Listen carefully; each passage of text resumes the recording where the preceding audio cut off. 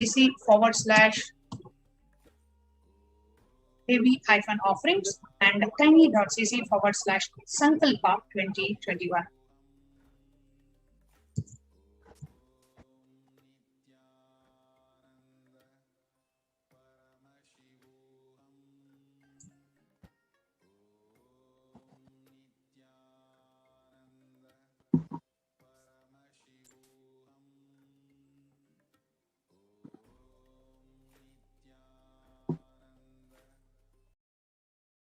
The site tiny.cc/devi-offerings.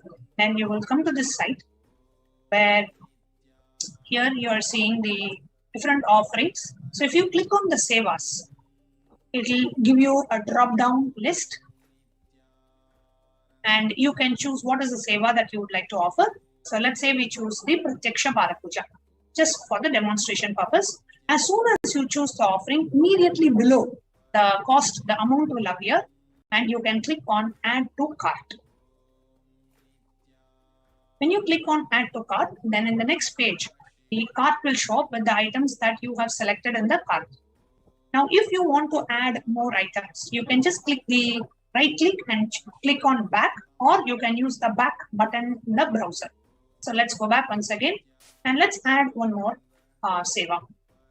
Now, when you click on the back button in the browser, again, you come back to this page, go to the drop down, and let's say this time we want to choose the Sankalpa offering.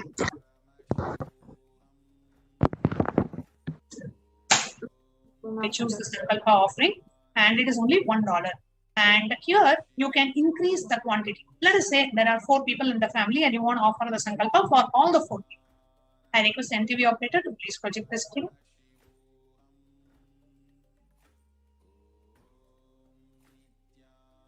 Yes, and you can choose 4 and you click on add to cart.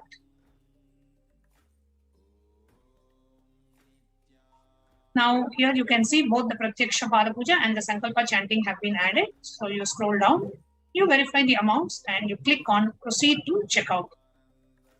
When you click on proceed to checkout, it takes us to the next page where you can actually see the billing details. You can see, you can enter your billing details. You can scroll down and finalize the order. And below that, you have an option to enter your credit card details. So we accept Visa, Master, Discover, different types of cards. And you click on I agree, the terms and conditions. And then on the right side bottom, you click on place order. This places your order.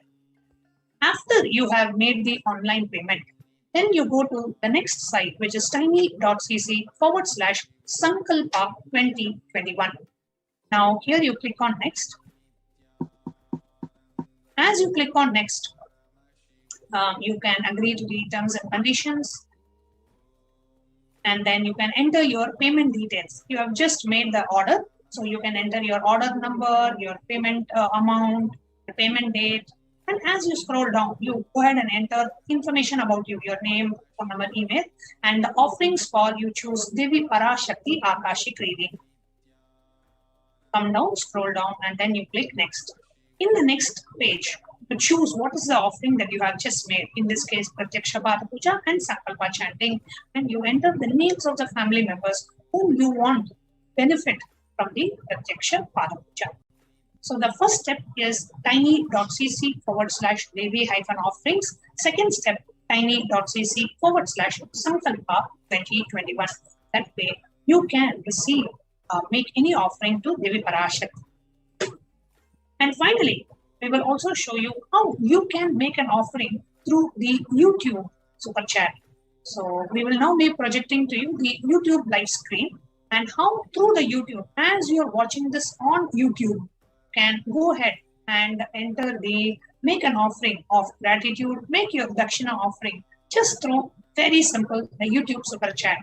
So if you're watching us on YouTube or even if you're watching us on the other platforms, you can always come to the YouTube live stream because the YouTube super chat option is extremely simple and gives a very easy way to make your offerings, your Guru Dakshina, or the way you want to express your support to Kailasa. I want to make this offering towards Kailasa. Can make that offering. So we will now be projecting to you the YouTube live screen.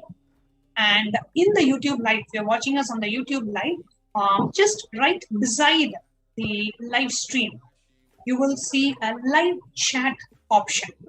Okay, and below the live chat option, you will see two options, emoticon, and you will see a dollar symbol.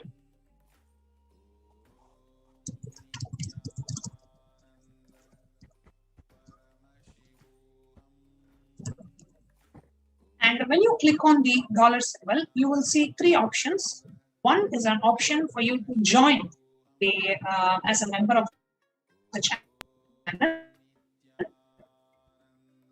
One is an option for the YouTube Super Chat. That is an option for YouTube Super Stick Screen. Now, right next to the YouTube Live, you will actually see the chat option. The chat.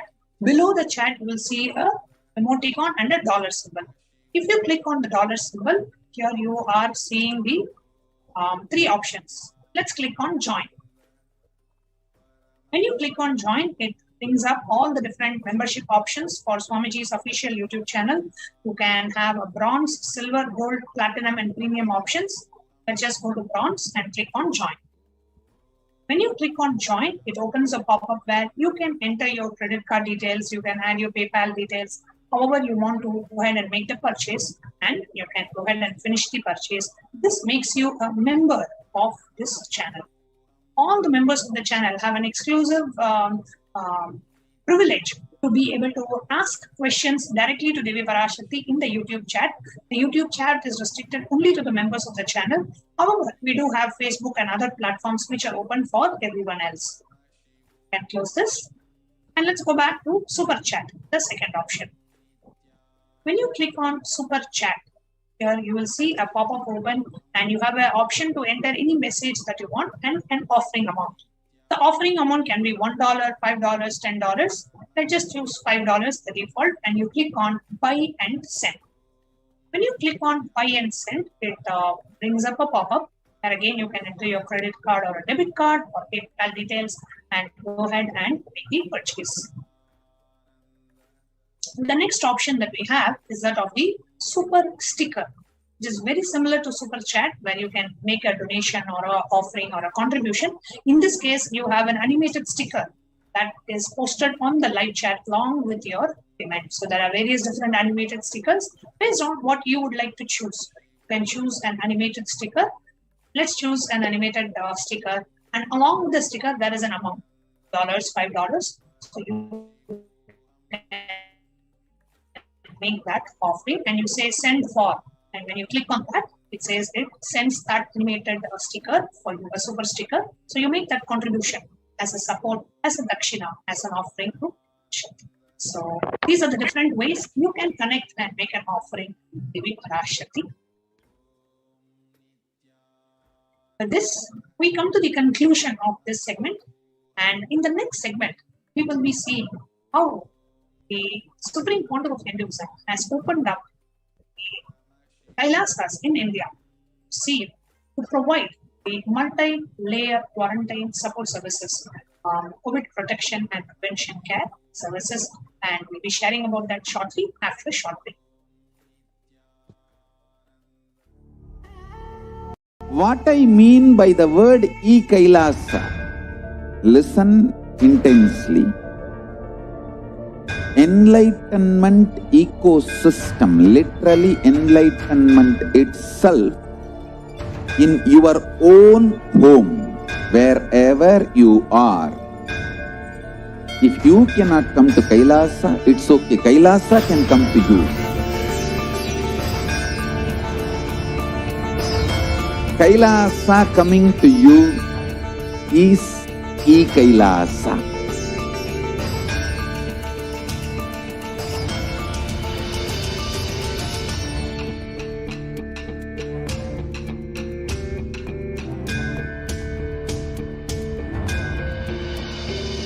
I will revive Hinduism. I am a Hindu revivalist, not by any revolution, but by evolution.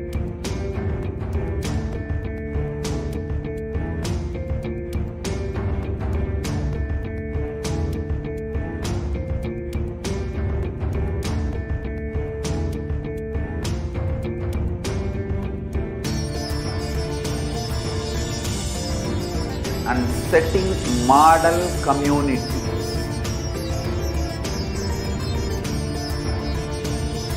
Kailasa, enlightenment ecosystems, Sarvanya Peethas all over the world.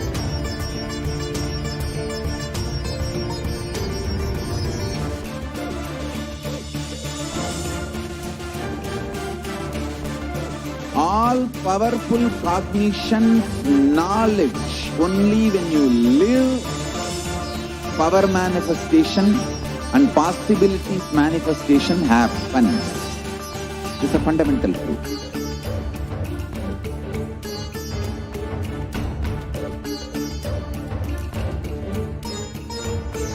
Hinduism cannot live exclusively as one sampradaya. No. All sampradayas of Hinduism is an ecosystem.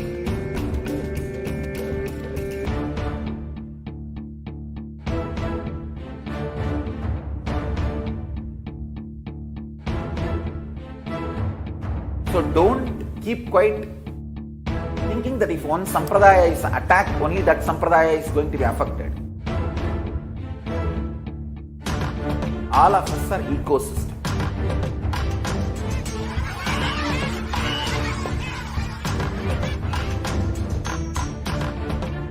I invite all of you to get involved and enjoy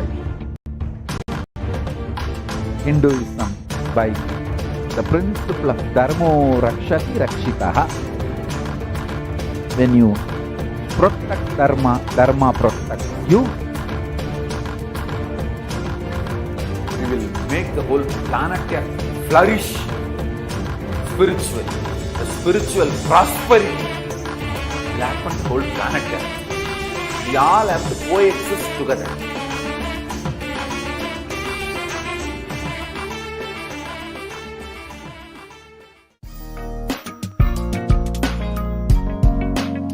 We get you health. We get you ability to build beautiful relationships in your life. We get you direct spiritual support, and we make sure you become wealthy.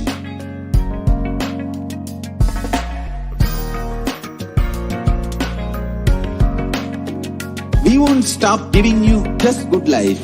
We will literally not stop till you live enlightened life. Manifesting the state of Paramashiva, space of Paramashiva, powers of Paramashiva, being of Paramashiva.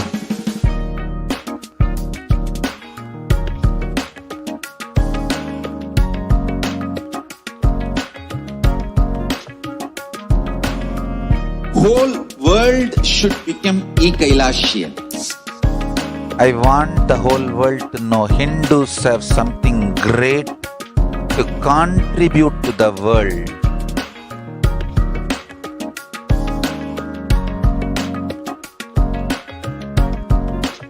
We have something great to contribute to the world. Let us do that.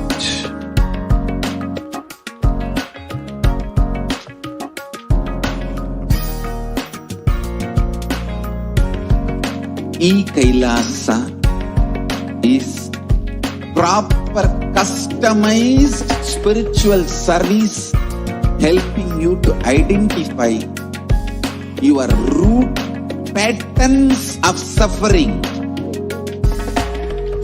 We have perfected the science of helping every individual from every cultural, religious, nationality background.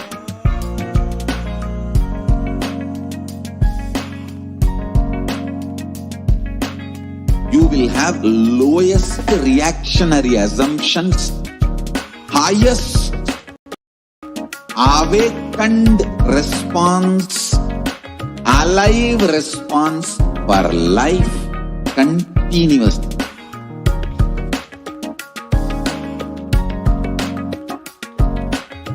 Kailasa is enlightenment ecosystem, literally enlightenment itself in your own home, wherever you are. Proper customized spiritual service helping you to complete with your life negativity. Withdrawal from life, self-hatred, self-denial, self-doubt, so much of tiredness, laziness. We can support you, aligning your diet, your attitude, your aptitude, your understanding about life.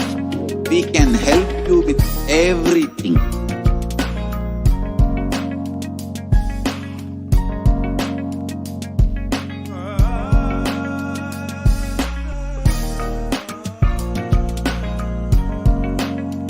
If you are interested in enlightenment, we will immediately bring this to you. If you are not interested, we will explain the whole science, inspire you and make you interested in enlightenment science. We need to cater this enlightenment science to the whole world wherever they are, because enlightenment is the birthright of all human beings. Kailasa is responsible to provide that to all human beings.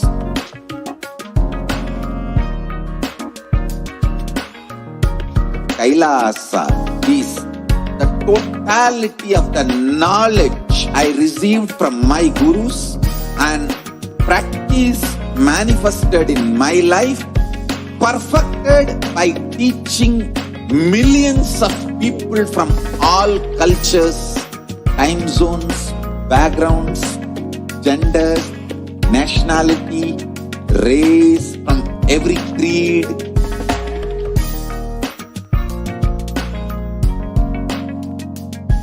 So this absolutely perfected knowledge available to you, served to you in your home without even you moving out of your couch, free of cost.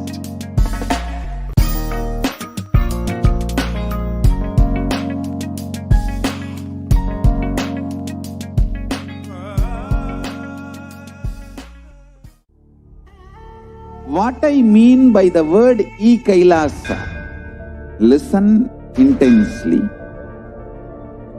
Enlightenment ecosystem, literally enlightenment itself, in your own home, wherever you are. If you cannot come to Kailasa, it's okay. Kailasa can come to you.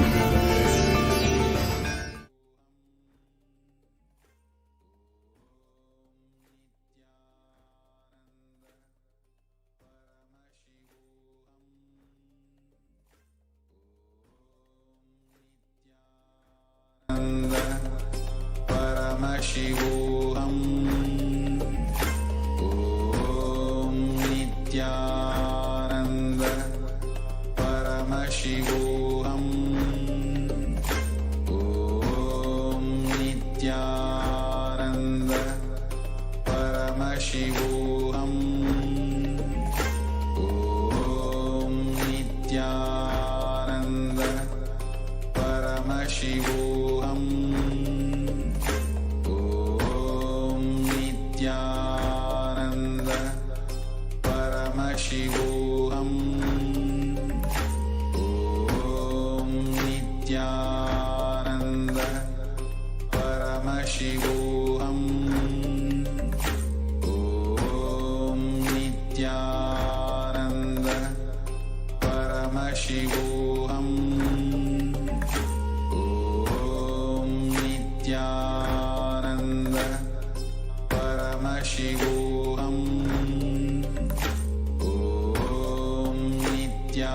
Nithyananda Paramashivoham. Om Nithyananda Paramashivoham. Om Nithyananda Paramashivoham. Om Nithyananda Paramashivoham. Om Nithyananda Paramashivoham. Om Nithyananda Paramashivoham. Om Nithyananda Paramashivoham. Om Nithyananda Paramashivoham. Om Nithyananda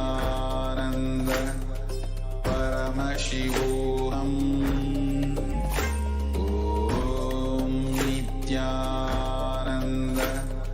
Paramashivoham. Om Nithyananda Paramashivoham. Om Nithyananda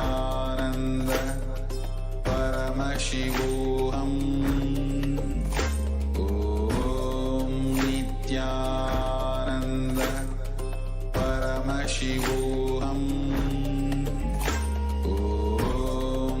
Nithyananda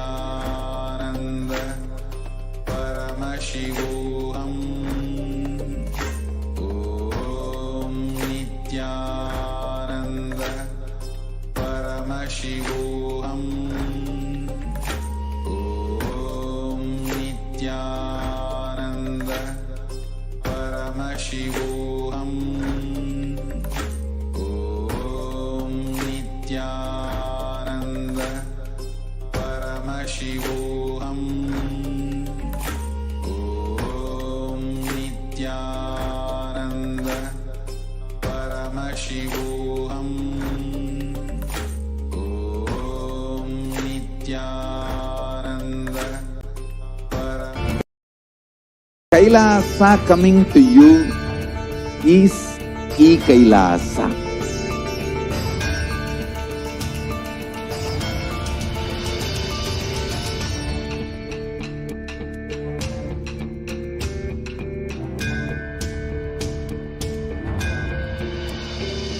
I will revive Hinduism.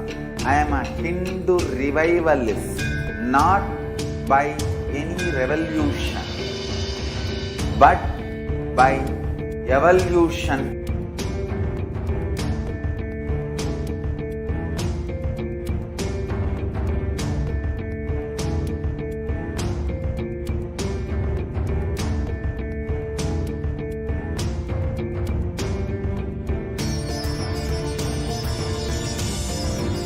And setting model community.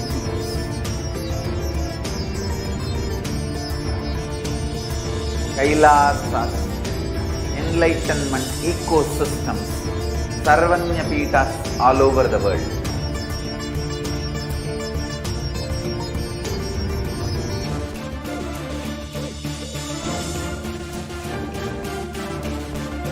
All powerful cognition, knowledge, only when you live, power manifestation and possibilities manifestation happens. This is a fundamental truth.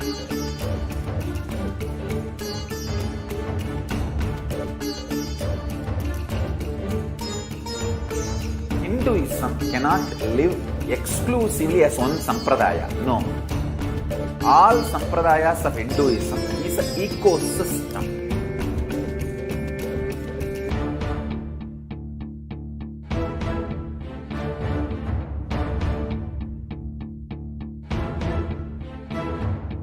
So don't keep quiet thinking that if one sampradaya is attacked, only that sampradaya is going to be affected.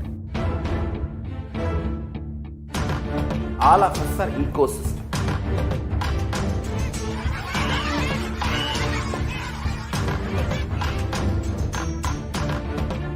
I invite all of you to get involved and enjoy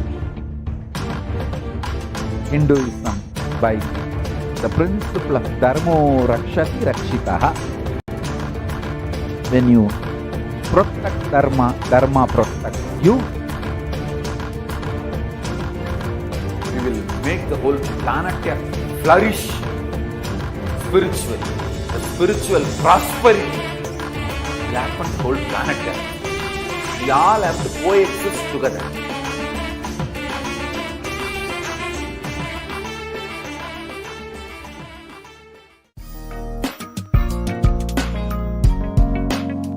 We get you health. We get you ability to build beautiful relationships in your life. We get you direct spiritual support, and we make sure you become wealthy.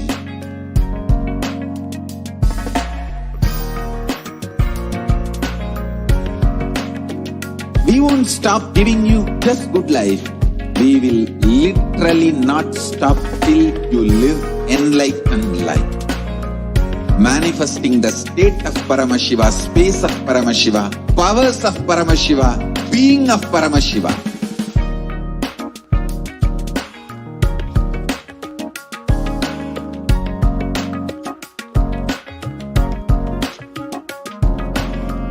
Whole world should become Kailasians. I want the whole world to know Hindus have something great to contribute to the world.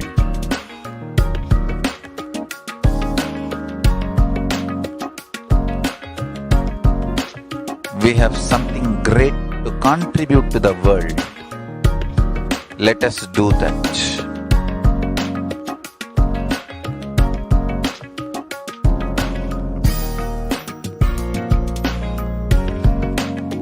Kailasa is proper customized spiritual service helping you to identify your root patterns of suffering. We have perfected the science of helping every individual from every cultural, religious, nationality background.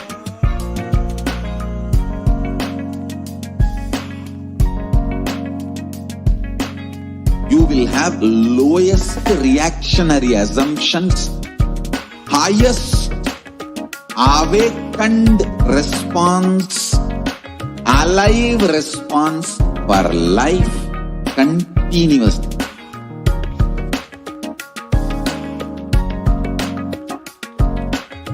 Kailasa is enlightenment ecosystem, literally enlightenment itself in your own home, wherever you are. Proper customized spiritual service helping you to complete with your life negativity. Withdrawal from life, self-hatred, self-denial, self-doubt, so much of tiredness, laziness. We can support you aligning your diet, your attitude, your aptitude, your understanding about life. We can help you with everything.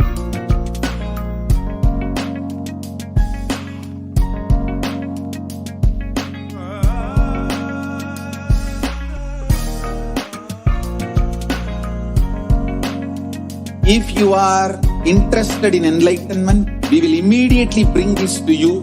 If you are not interested, we will explain the whole science, inspire you and make you interested in enlightenment science. We need to cater this enlightenment science to the whole world wherever they are, because enlightenment is the birthright of all human beings. Kailasa is responsible to provide that to all human beings.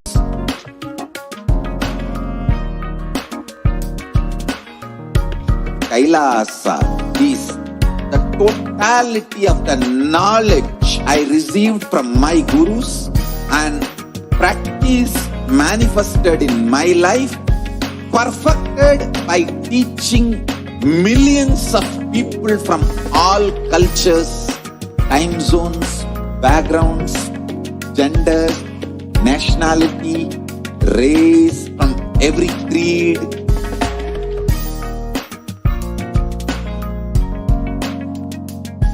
So this absolutely perfected knowledge available to you, served to you in your home without even you moving out of your couch, free of cost.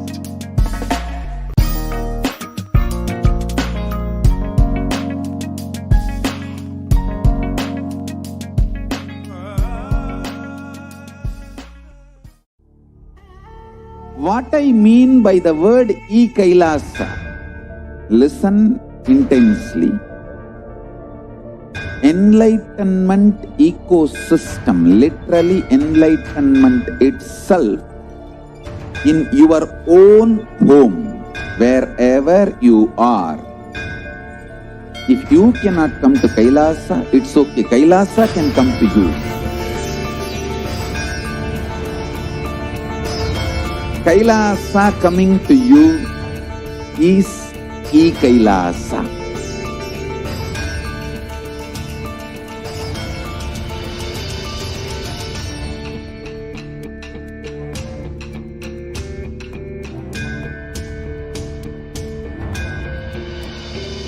I will revive Hinduism.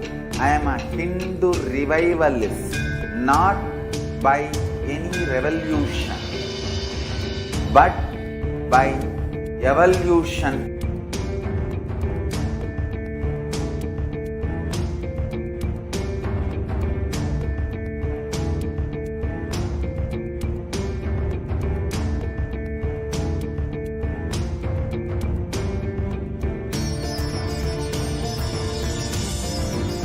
And setting model community.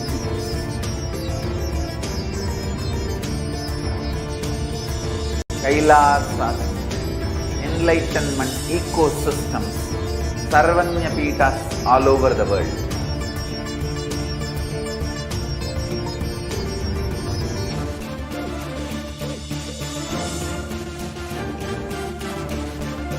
All powerful cognition, knowledge, only when you live, power manifestation and possibilities manifestation happens.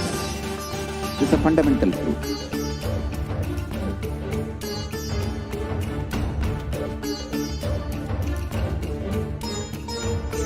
Hinduism cannot live exclusively as one sampradaya. No.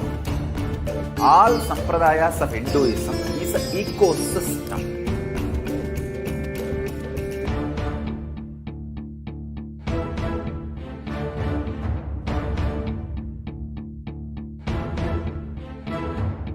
So don't keep quiet thinking that if one sampradaya is attacked, only that sampradaya is going to be affected. All of us are ecosystems.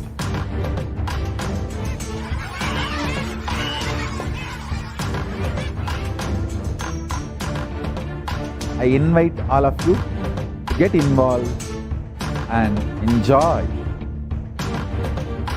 Hinduism by the principle of Dharmo Rakshati Rakshitaha. When you protect Dharma, Dharma protects you. We will make the whole planet flourish spiritually. The spiritual prosperity will happen to the whole planet. We all have to coexist together.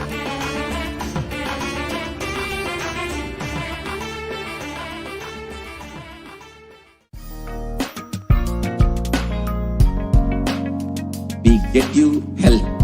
We get you ability to build beautiful relationships in your life. We get you direct spiritual support, and we make sure you become wealthy.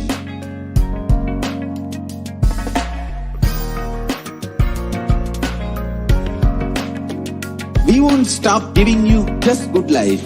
We will literally not stop till you live enlightened life.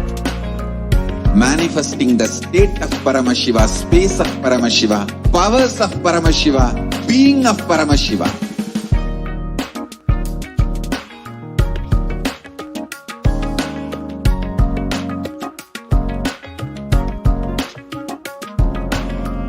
Whole world should become Kailasians. I want the whole world to know Hindus have something great to contribute to the world.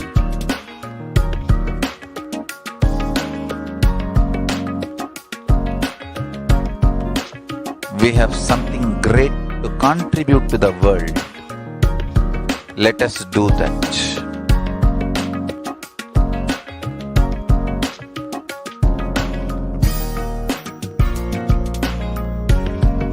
Kailasa is proper customized spiritual service helping you to identify your root patterns of suffering.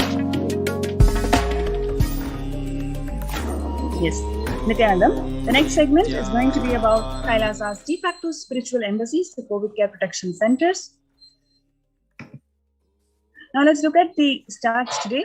The younger adults are more likely to report the symptoms of anxiety or the depressive disorders during the COVID-19 pandemic. If you look at the stats, the age group from 18 to 24 experience 56.2% of them are likely to report symptoms of anxiety and depressive disorder. And the target group between 25 to 49, 48.9% of them are likely to report the symptoms of anxiety or the depressive disorders. You can see here very interesting data where from Jan to June 2019, 11% of them report the symptoms of anxiety disorder or the depressive disorder. While in 2 years' time, during the onset of pandemic, it is 41.1%. Literally threefold increase in number of people reporting the symptoms of anxiety disorder or the depressive disorder.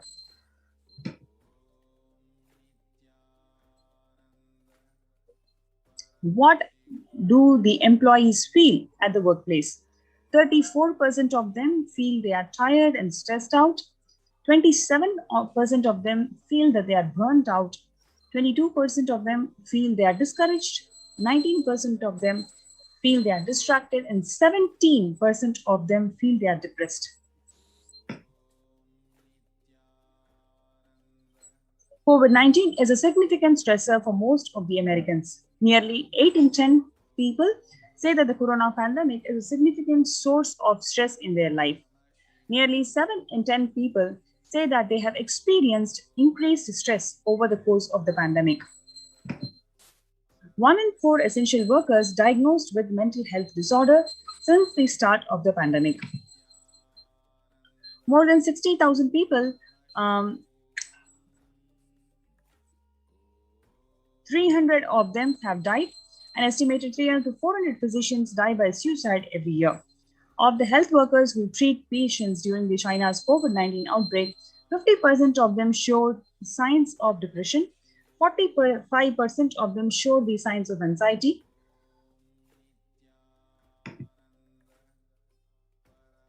Before the onset of pandemic, 15% of the pregnant women were depressed. While during the pandemic, it is 40.7%. Similarly, 29% of the pregnant women reported anxiety symptoms, but 72% of the pregnant women reported the symptoms of anxiety during the COVID pandemic.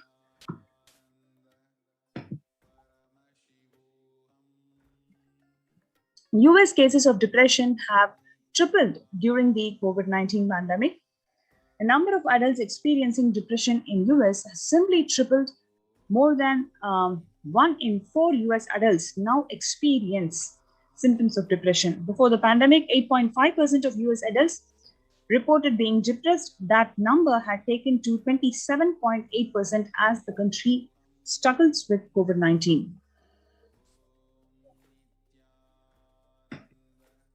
Now, let us see how the COVID-19 had impacted on the mental health of the global workers. 78% of them experience pandemic has negatively affected their mental health. 85% of them say that the mental health issues are causing sleep deprivation, poor physical health, reduced happiness at home, strained family relationships, or the isolation from friends. 68% of them would prefer to talk to a robo over their manager about stress and anxiety at work. 76% of the workers believe that their company should be doing more to protect the mental health of the workforce. Now, so far we have seen how every target group, whether it is pregnant women or students or young adults or the working class people, every single group is extremely stressed out and they are experiencing the symptoms of mental disorders and anxiety disorders. Now, let us look into the contributions from Kailasa's Department of Human Services, how they are continuing to contribute more than 26 years positively on all of the target group people.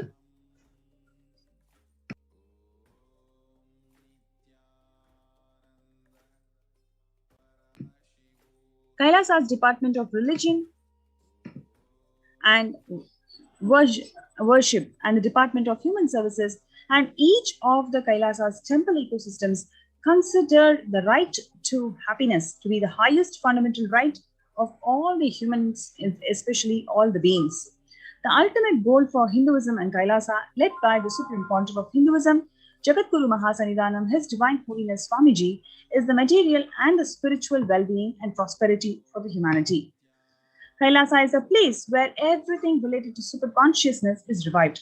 All the sampradayas, all the spiritual ecosystems created for enlightenment will be revived and is established in such a way that it never gets lost forever in humanity. This is from 21st of August 2006, where a meditation program under the sacred banyan tree in Adi Kailasa, where the peacekeepers of Kailasa, along with the children of Nithyananda Gurukul, celebrate the auspicious occasion of Deepavali. Peacekeepers of Kailasa and participants of the Paramashivoham meditation workshop that take part in the celebrations of traditional flag hoisting ceremony. This is from 14th of December 2006, the Supreme Pontiff of Hinduism conducting the Nithyananda Paramashivoham program, Life Bliss program level 2, which is a meditation workshop in Chennai. You can see thousands are gathered to experience the superconscious breakthrough way back in 2006 itself. Similarly, on 17th of December 2006, the Supreme Pontiff of Hinduism conducting the Nithyananda Paramashivoham program at St. Peter's Engineering College. This is from 26th of May 2006, where the peacekeepers of Kailasa and the Supreme Pontiff of Hinduism embark on the Himalayan Yatra, the traditional sacred pilgrimage to Himalayan mountains and up the river Ganga. This is from 20th of December 2011, the temple ecosystem of Tiruvannamalai as a driving factor in maintaining the lifestyle of health, wealth, and well-being for the denizens of Tiruvannamalai, one of the remaining living temple ecosystems.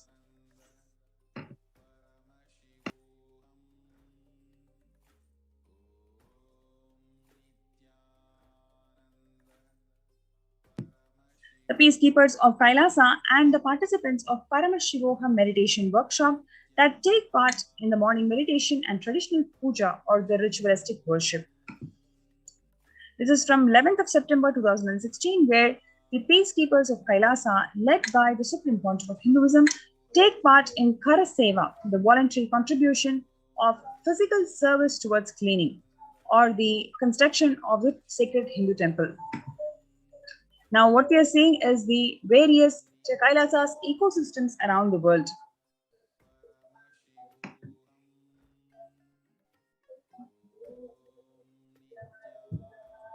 Kailasa in Tiruvannamalai is traditionally passed on the hands of the Supreme Pontiff of Hinduism, Jagadguru Mahasannidhanam, His Divine Holiness Swamiji, in the year 1994.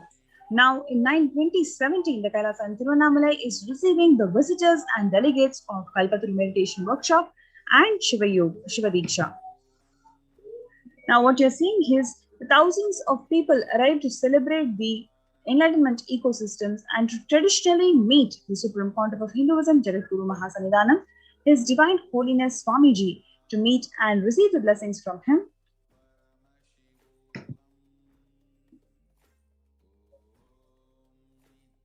This is a picture from Kailasa in Los Angeles, California, a 25,000 square feet temple complex housing 80 plus deities, and it is one of the largest Hindu temples ecosystems of the West.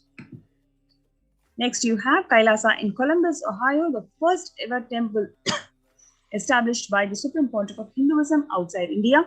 The temple physically came to life in just 9 months. The chief presiding deities of temple are Sri Nithyananda Paramashivam and Devi Nithyananda Parashakti. The deities are 7 feet tall granite, weighing about 6 tons, and their divine faces have been directly carved by the Supreme Pontiff of Hinduism. Next, what we are seeing is the Kailasa in Seattle, Washington, USA, housing the blissful dancing form of Ganesha and the largest living Nataraja deity outside of India. Kailasa in Seattle is also known as Chidambaram of the West. Next, Kailasa in San Jose that was inaugurated in 2009, which radiates the energy of Madurai Meenakshi temple. The chief presiding deities for temple are Devi Meenakshi, Shivalinga, and the Lord Nithyanandeshwara and Devi Nithyanandeshwari, which have been created and installed and energized by the Supreme Pontiff of Hinduism himself.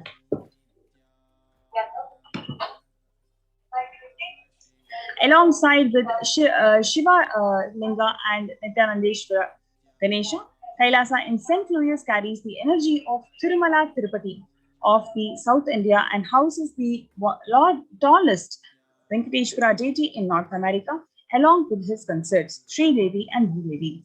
The beautiful landscape nestled among the woods and rolling hills of Missouri stretches for about 20 acres. Next, what you're seeing is the Kailasa in Phoenix, Arizona, which is a home to 21 deities and with a temple structure of 2,500 square feet. Kailasa in Phoenix have been directly established by the Supreme Pontiff of Hinduism, serving as an energy field, workshop, worship, meditation, and celebration for over 7 years. This is from Kailasa in Houston that was formally inaugurated in 2017, where the Supreme Pontiff of Hinduism has declared Kailasa in Houston as a Parihara Sthala for all the Navagraha Doshas. Now we have the Kailasa in Toronto, which was inaugurated in July 2011.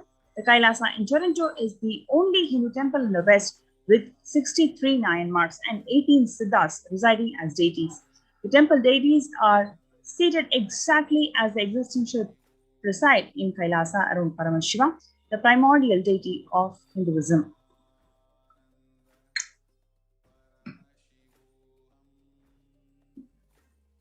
Not to miss this, that the Kailasa in Toronto, especially they are active and alive from 2011 onwards, it has been blessed to radiate the super consciousness of Kailasa. This temple ecosystem goes on providing various services to the community, including Annadan and traditional Hindu ceremonies. So next, we're going to have a short break. We're going to see how the spiritual routine that is being practiced in all of these ecosystems are going to be directly benefiting for you to handle yourself during Corona. So we're going to see that segment. Before that, let's have a short break and we'll be right back.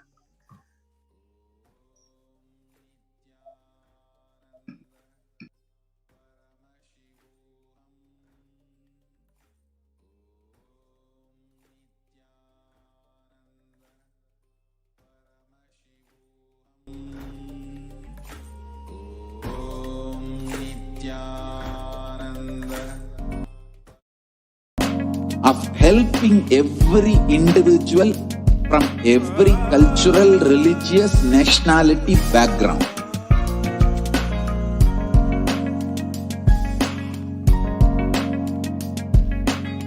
You will have lowest reactionary assumptions, highest awakened response, alive response for life continuously.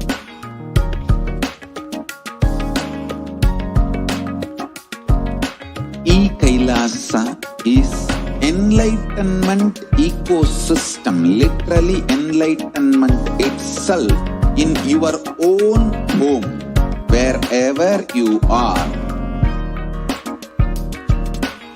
proper customized spiritual service helping you to complete with your life negativity. Withdrawal from life, self-hatred, self-denial, self-doubt, so much of tiredness, laziness. We can support you aligning your diet, your attitude, your aptitude, your understanding about life. We can help you with everything.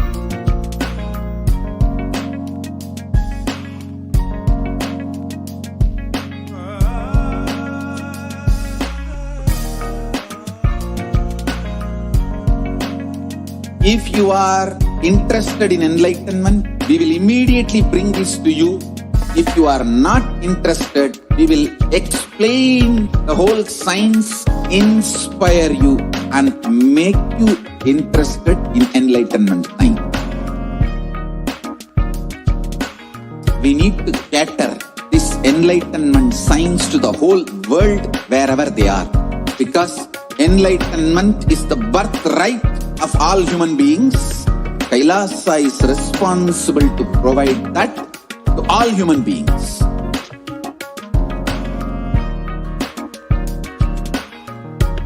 Kailasa is the totality of the knowledge I received from my gurus and practice manifested in my life, perfected by teaching millions of people from all cultures, time zones, backgrounds, genders, nationality, race, from every creed.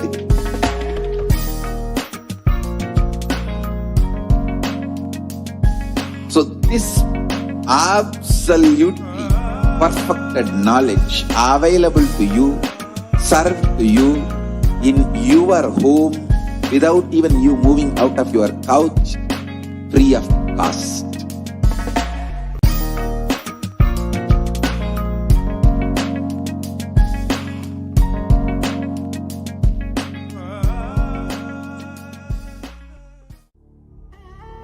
What I mean by the word Kailasa, listen intensely.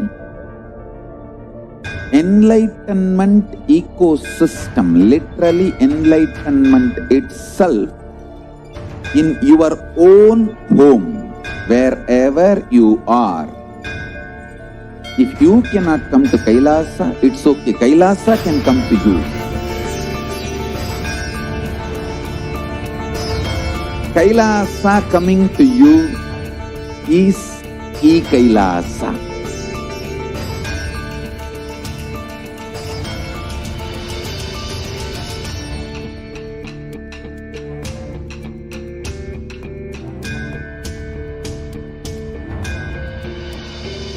I will revive Hinduism. I am a Hindu revivalist, not by any revolution, but by evolution.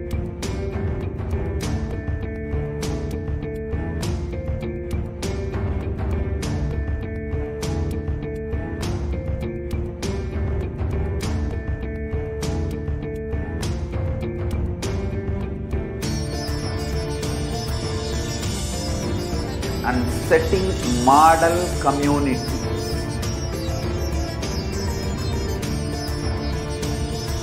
Kailasas, enlightenment ecosystems, Sarvanya Pitas all over the world.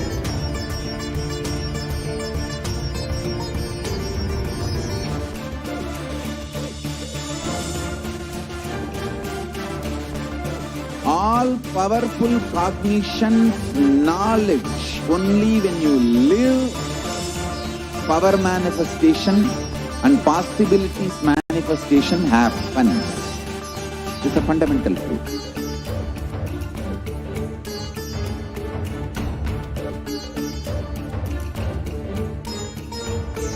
Hinduism cannot live exclusively as one sampradaya. No. All sampradayas of Hinduism is an ecosystem.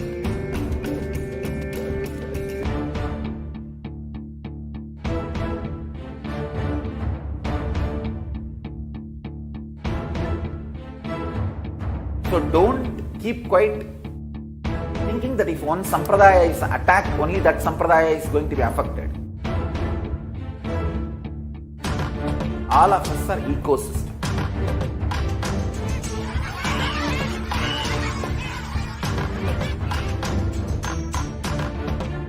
I invite all of you to get involved and enjoy Hinduism by the principle of Dharmo Rakshati Rakshitaha. When you protect Dharma, Dharma protects you. We will make the whole planet flourish spiritually. The spiritual prosperity will happen to the whole planet. We all have to coexist together.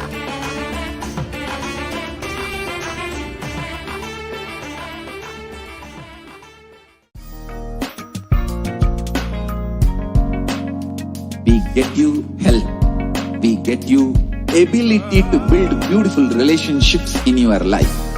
We get you direct spiritual support, and we make sure you become wealthy.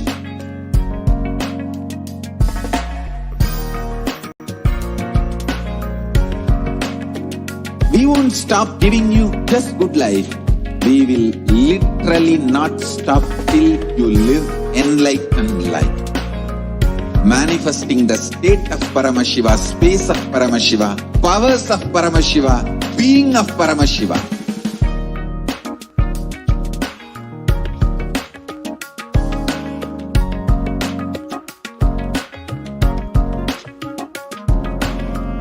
Whole world should become Kailasians. I want the whole world to know Hindus have something great to contribute to the world.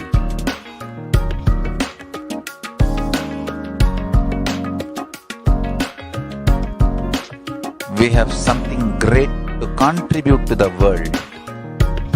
Let us do that.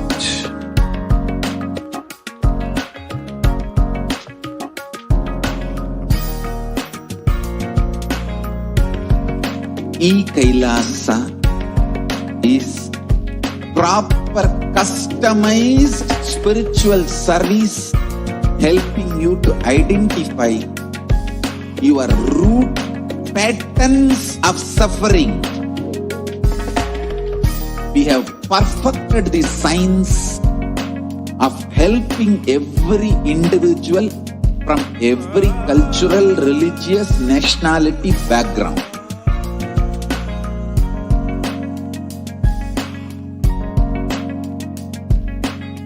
You will have lowest reactionary assumptions, highest awakened response, alive response for life continuously.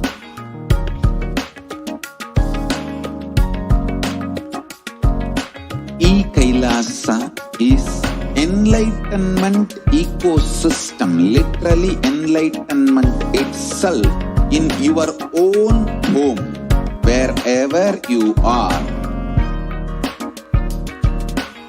Proper customized spiritual service helping you to complete with your life negativity. Withdrawal from life, self-hatred, self-denial, self-doubt, so much of tiredness, laziness. We can support you aligning your diet, your attitude, your aptitude, your understanding about life. We can help you with everything.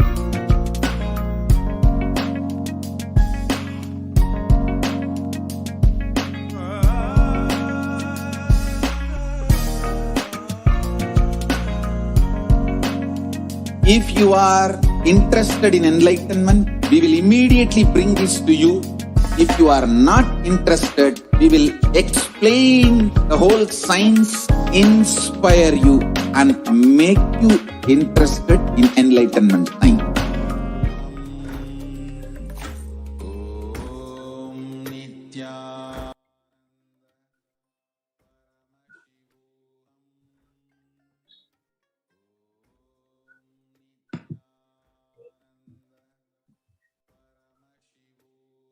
Yes.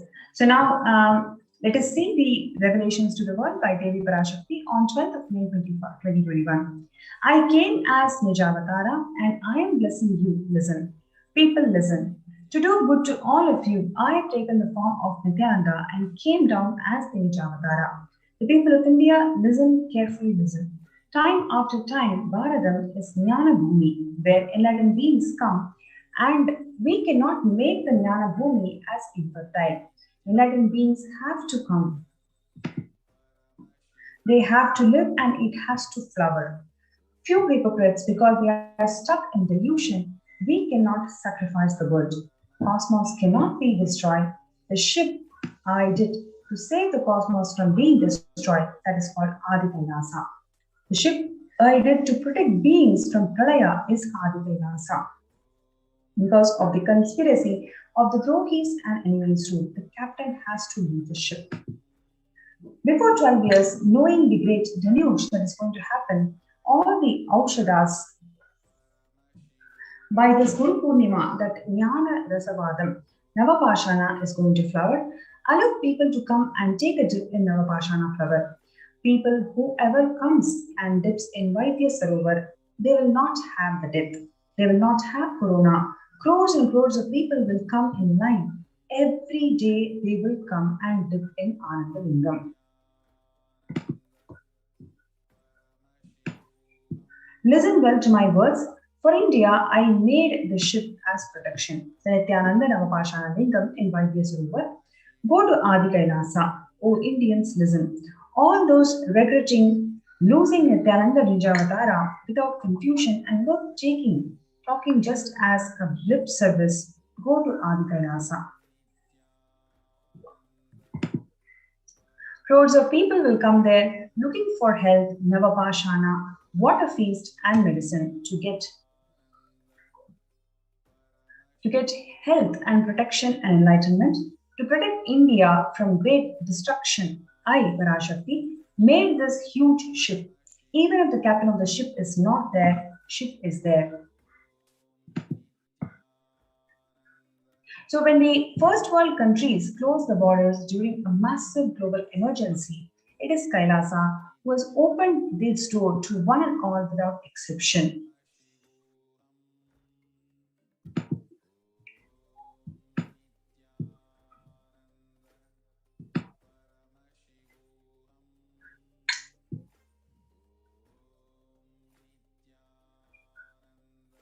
Now let's look into the morning spiritual routine. The morning spiritual routine is the fuel to reach Kailasa.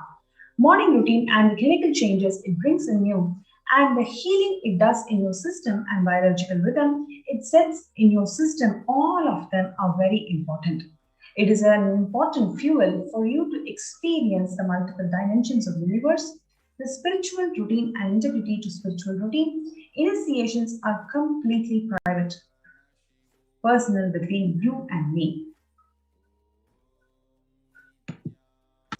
Members of Kailasa's Preventive Protection Multi-Layered Quarantine Initiative take part every day in morning spiritual routine here in Adi Kailasa Satanipitam. The morning spiritual routine consists of Nithyananda Yoga, Panchakriya, Nitya Pratyaksha Paduka Puja, Kashayam, and Nitya Satsang.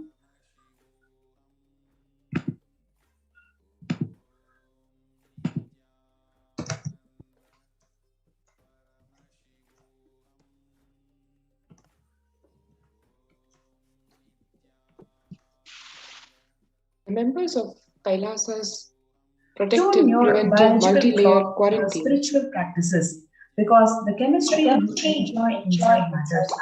That decides the cyclic plane of the universe, dimension of the universe you're going to experience, Kailasa or Patala, Swarga or Naraka. Morning spiritual routine is a direct path to Kailasa.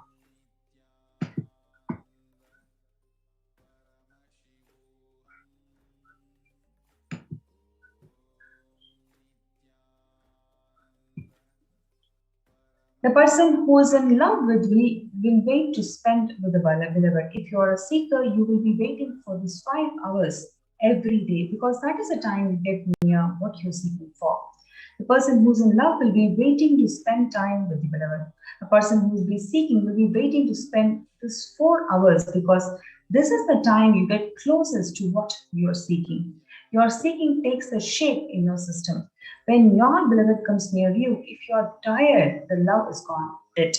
During the morning, 4 hours, if you're bored, your seeking is dead, gone. You need thorough overhauling inside you. You need to ask yourself, you need to question many of your answers. You need to bring pure listening back to life.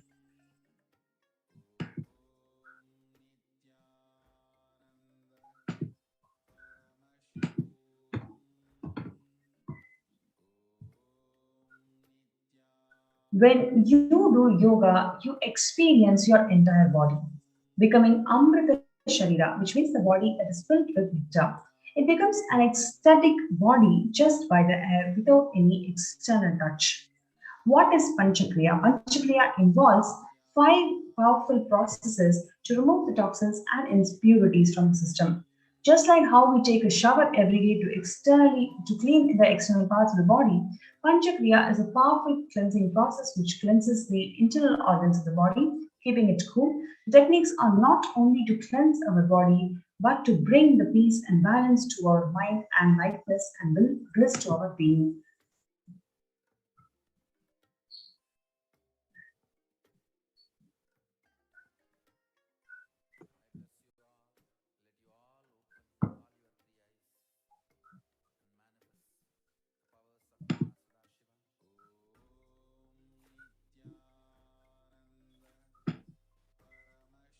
The next is puja. In puja,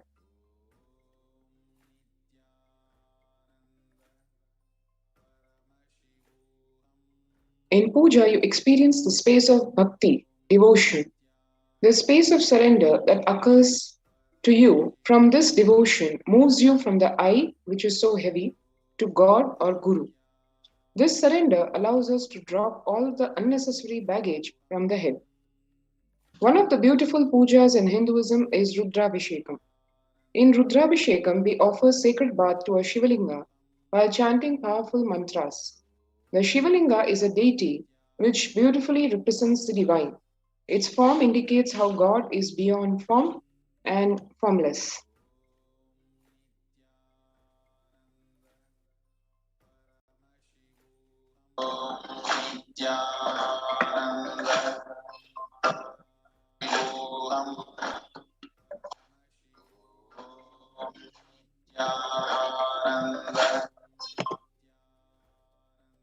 In puja, you sit down and connect with God by performing Rudrabhishekam, where you say, O Sadashiva, O God, I know you are source of everything, you are everything, and you are in this Shivalinga, and you are in this body.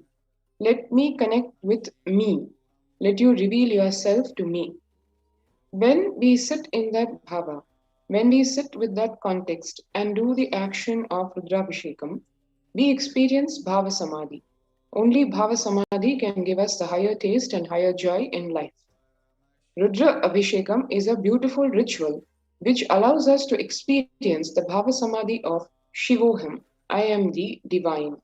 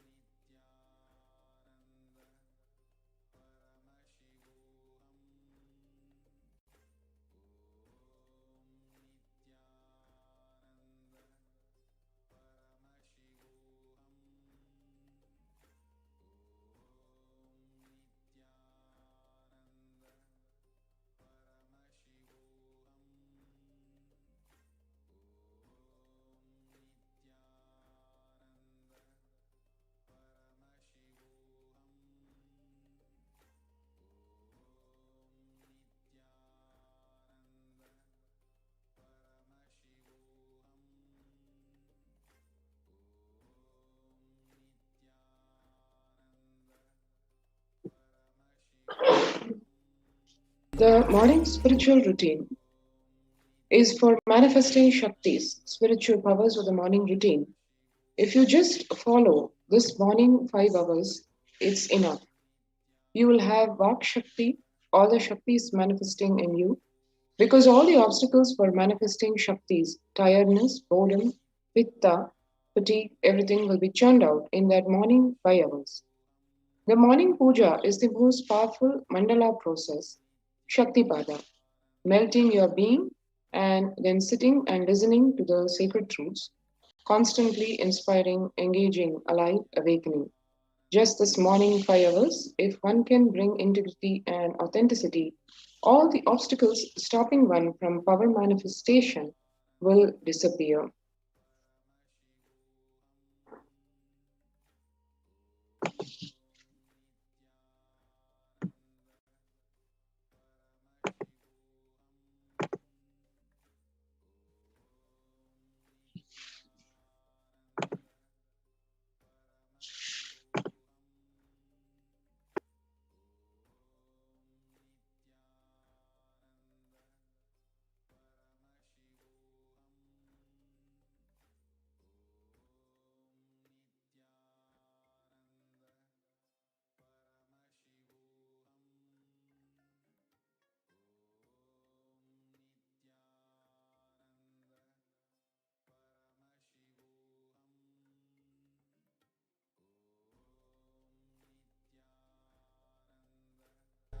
Paramashivoham. Om Nithyananda Paramashivoham. Om Nithyananda Paramashivoham. Om Nithyananda Paramashivoham. Om Nithyananda Paramashivoham. Om Nithyananda Paramashivoham. Om Nithyananda Paramashivoham. Om Nithyananda You can perform Paramashivoham. and all the spiritual practices by yourself, like the morning yoga and Nitya Puja. But there will always be the risk of losing your initial inspiration and excitement after a few days or after a few weeks. Living in the enlightenment ecosystem, even if your boredom or tiredness try to pull you down, the Sangha will support you, help you by giving the wake-up call and supporting you to complete your incantations. In Sanatana Hindu Dharma, we have at least 10,000 sampradayas, religious, spiritual traditions keeping this enlightenment science alive. Each Hindu sampradaya is a spiritual ecosystem created for keeping enlightenment science alive. Every monastery, every adinam, every mutt, every temple, every Veda Pathshala, every Sarvanipita is a lineage, sampradaya, created to keep the ecosystem of spiritual enlightenment alive. Some may be Shakta, some may be Yoga, some may be Vedanta, some may be Tantra, some may be Shakta Vedanta, some may be Shaiva Tantra, some may be Yoga Vedanta, some may be Yoga Shaiva, some may be Vaidika Shaiva. All kinds of permutations, combinations exist. Each temple, each mutt, each monastery, each adinam, each Veda Pathshala, each Sannyas Sampradaya is a spiritual ecosystem created to keep the enlightenment science alive of that Sampradaya. So, if you want to register yourself, join the COVID Care Protection Center. Register now through the link https://kailasa.org/Kailasa Let's take a few minutes now to register in this link.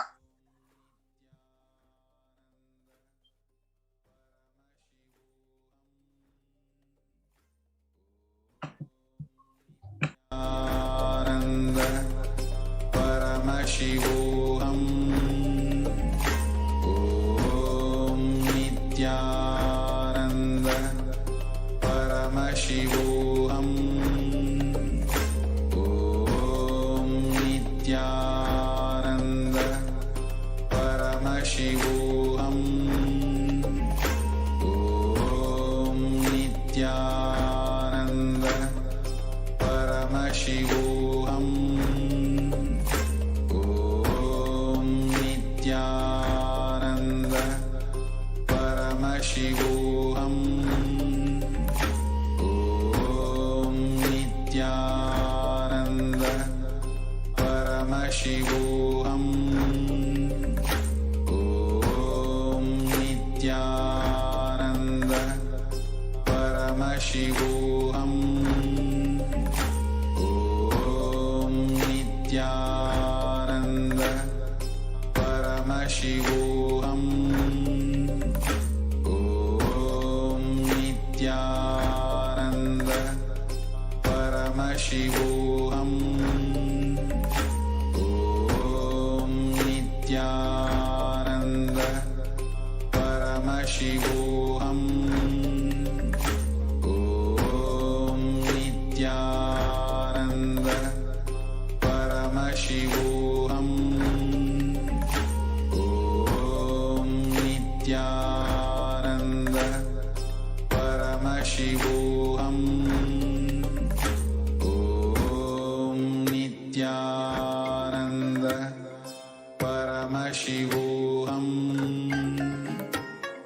Om Nithyananda Paramashivoham.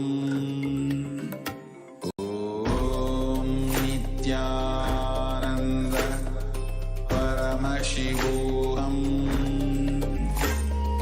Om Nithyananda Paramashivoham. Om Nithyananda Paramashivoham. Om Nithyananda Paramashivoham. Om Nithyananda Paramashivoham.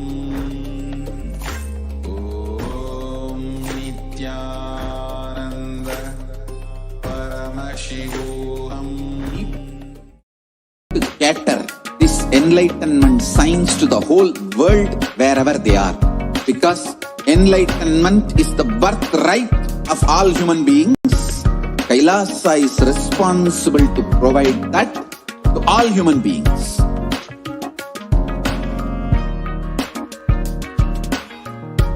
Kailasa is the totality of the knowledge I received from my gurus and practice manifested in my life, perfected by teaching millions of people from all cultures, time zones, backgrounds, genders, nationality, race, from every creed.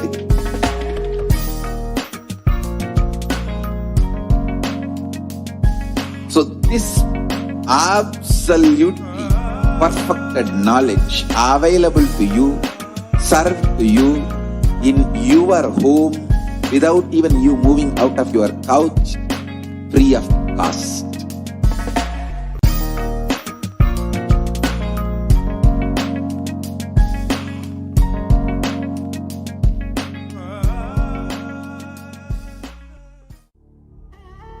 What I mean by the word ego. Om Nithyananda. Welcome back. So here are a few glimpses of the spiritual routine in the Adi Kailasa Sarvajna Peetham. Here one can see the members who have enrolled themselves for the COVID care protection centers, doing their morning spiritual routine right from the yoga, puja, and the first 5 hours, the start of the day, which is the most fundamental and vital practice for any seeker, anyone on the path to achieve enlightenment, to achieve the ultimate superconscious space of Paramashivoham. further glimpses of the spiritual routine.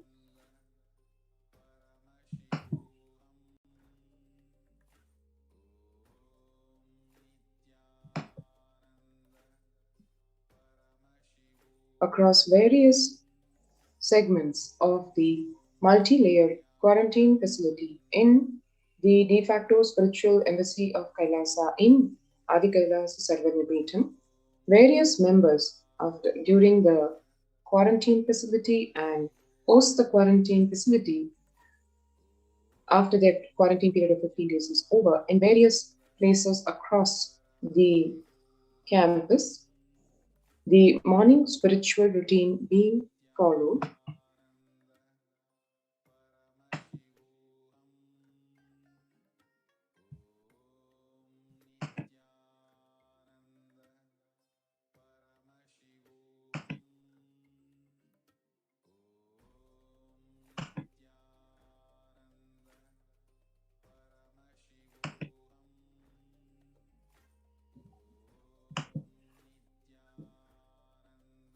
And that gives just one more of the many reasons why one should avail of this COVID Care Protection Center facility, which is open across all the de facto spiritual embassies of Kailasa across India, specifically in the Adi Kailasa Sarvanipetham is what glimpses you just saw. So if you want to avail of this, register now through the link https://kailasa.org/Kailasa-care. Let's take a few minutes now to register with this link, and then we will move into the next segment, specifically in observance and awareness of this month of July, being the awareness month for persecution. The Persecution Awareness Month. Let us understand more about that in the following segment.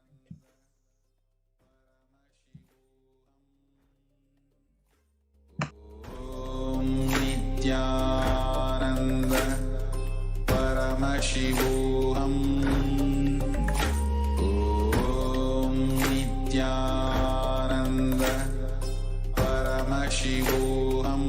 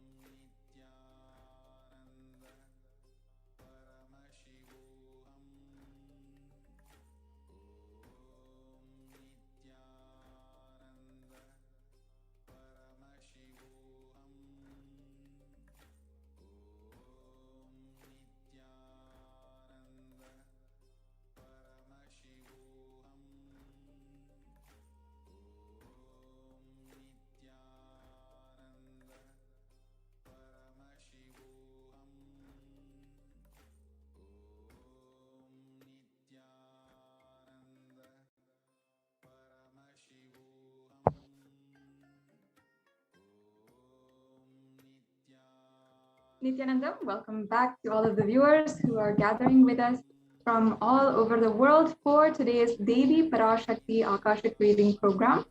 I am 100% sure that so far all of you who have joined us have been absolutely enriched by the sacred higher principles that Devi Parashakti is bringing each and every one of us through the Supreme Pontiff of Hinduism, Jagat Guru Mahasanidanam, His Divine Holiness, Bhagavan Nithyananda Paramashivam.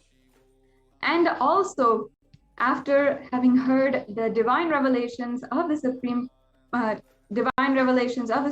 of Hinduism, of Devi Parashakti herself, and then having heard the update from Adi Kailasa administrators who had literally are on the grounds right now for the Kailasa COVID care centers across India.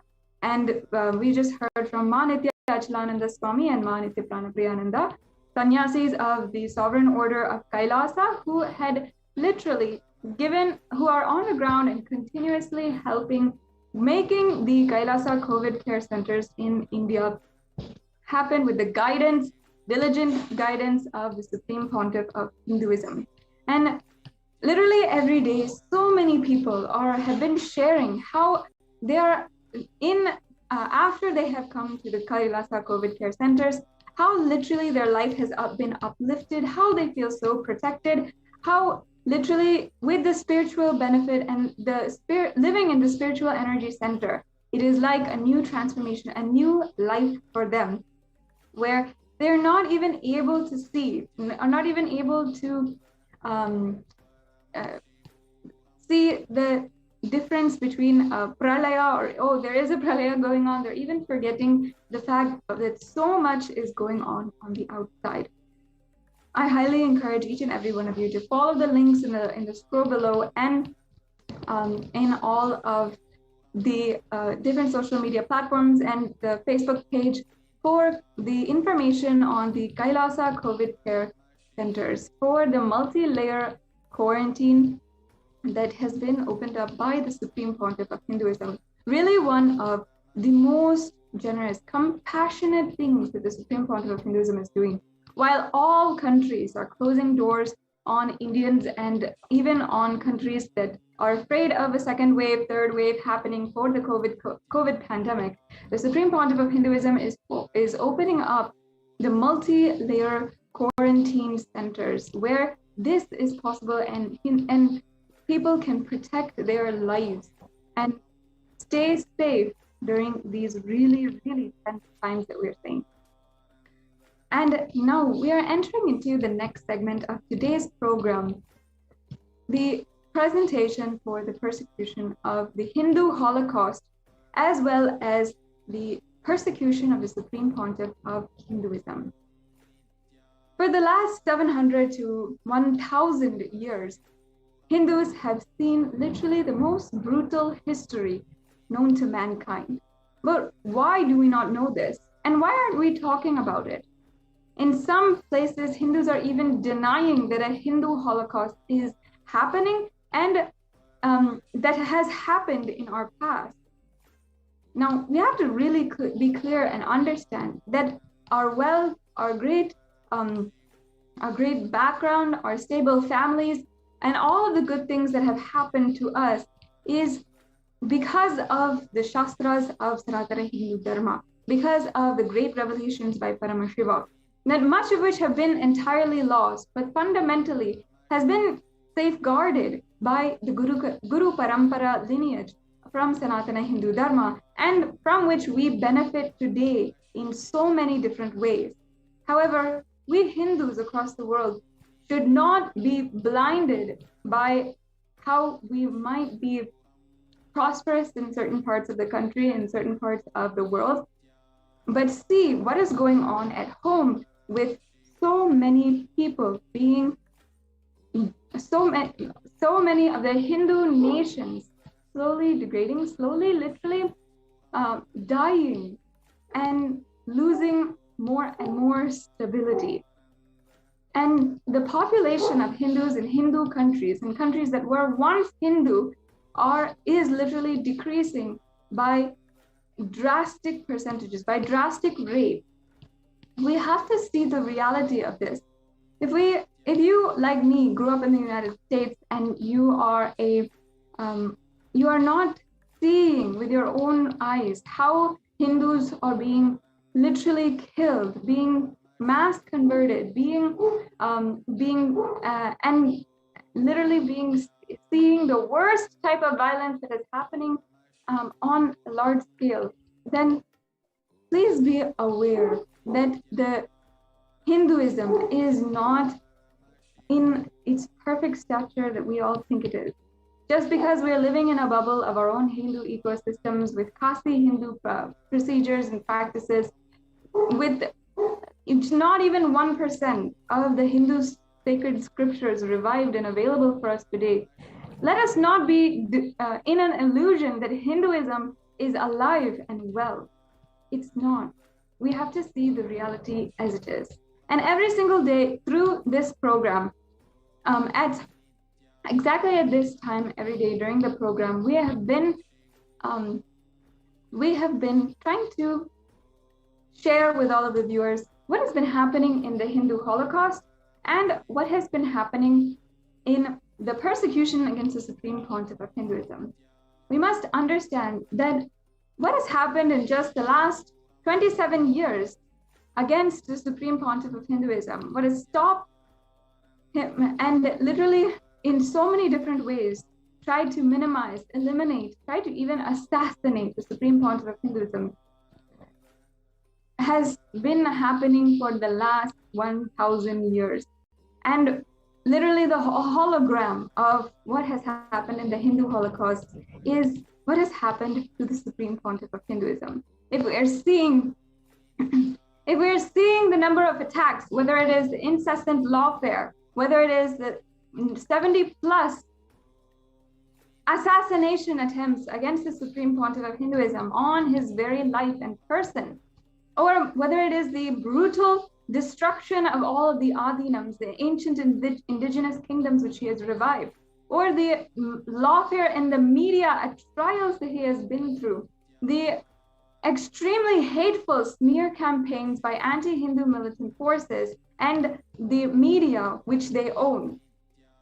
It is an extremely clear case which we can see, clear example of how they're trying to destroy Hinduism.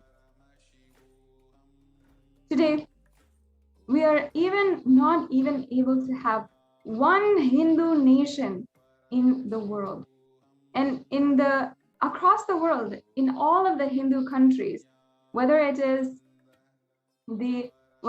India itself, or in Malaysia, or in Singapore, in Pakistan, in Afghanistan, in Bangladesh. Now, these are countries, these are lands which were originally Hindu, which had large Hindu presences, which had Hindu temples, Hindu ecosystems, which had so many Hindus living there.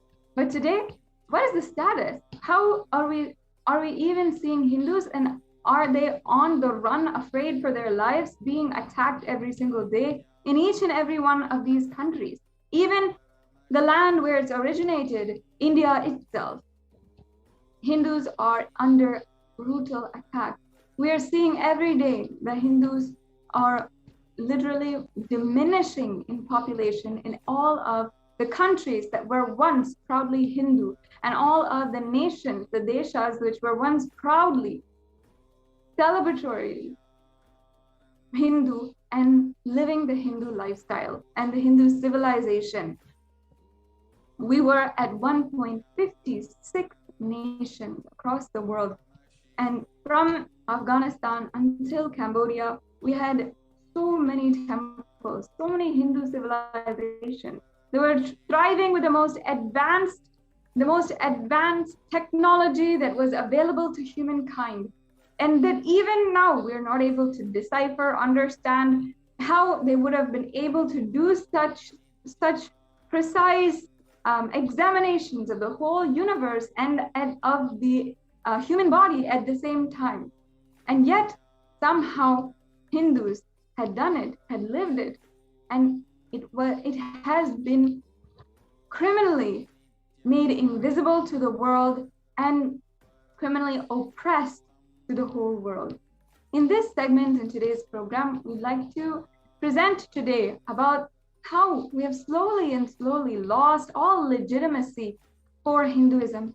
And the Supreme Pontiff of Hinduism is the only hope to see the Hindus have and enjoy political, social, legal, and so many different legitimacies in the world. We have not been able to enjoy even political legitimacy, not even being able to have a nation for ourselves. How did we come down to this? What has happened is what we'd like to present to each and every one of you today. Now, before we move on and dive into today's subject on the Hindu Holocaust and the persecution of the Supreme Pontiff of Hinduism, I invite, encourage, and plead all of the viewers, please go to the link provided down below, where the United Nations has recognized the persecution that is ongoing against the Supreme Pontiff of Hinduism and the women, the women, Hindu sannyasis, and all of the women of the Sovereign Order of Kailasa. You can see how the Human Rights Commission, amongst a list of persecuted communities and their individual reports on the crimes done against them and the denial of the human rights done on them, is listed Kailasa among them. Please go to the link provided and please do take a few minutes to go through the report that is recognized by the United Nations, and please share this with everyone that you know. This is the time that all of us Hindus across the world should be sharing and sharing that all of us are taking action. Now, as we are going into today's segment, let us just take a few minutes now. Please share the link below with everyone you can, and let us not stop with just our family and friends. Let's go the next step. Think of different creative ways that you can share the message. This is a really amazing thing that has happened, that has literally broken through years of negligence, of not being able to tell our story to the whole world, to the international audience, of people who are listening to the cries of victims of so many different crimes against humanity. So please share this, take a few minutes, and let's share. We'll be right back with you in just a few minutes. Om Nithyananda Paramashivoham. Om Nithyananda Paramashivoham. Om Nithyananda Paramashivoham. Nithyananda Paramashivoham. Om Nithyananda Paramashivoham. Om Nithyananda Paramashivoham. Om Nithyananda Paramashivoham. Om Nithyananda Paramashivoham.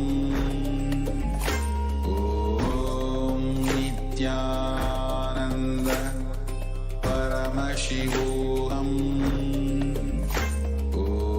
Om Nithyananda Paramashivoham. Om Nithyananda Paramashivoham. Om Nithyananda Paramashivoham. Om Nithyananda Paramashivoham. Om Nithyananda Paramashivoham. Om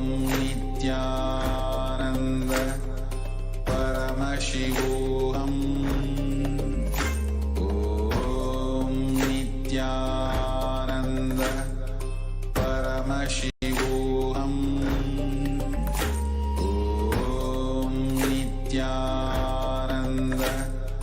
Paramashivoham. Om Nithyananda Paramashivoham. Om Nithyananda Paramashivoham. Om Nithyananda Paramashivoham. Om Nithyananda Paramashivoham. Om Nithyananda Paramashivoham. Om Nithyananda Paramashivoham.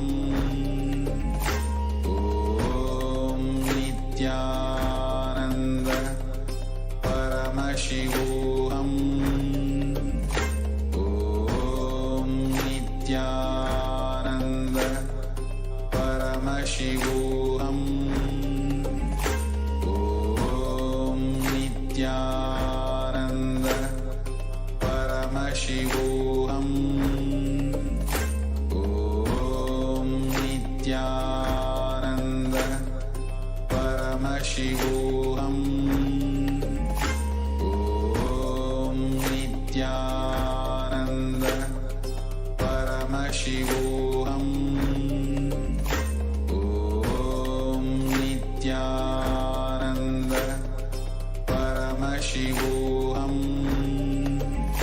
Om Nithyananda Paramashivoham. Om Nithyananda Paramashivoham.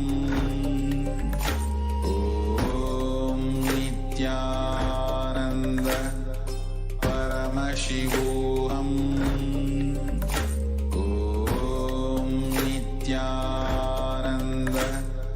Paramashivoham. Om Nithyananda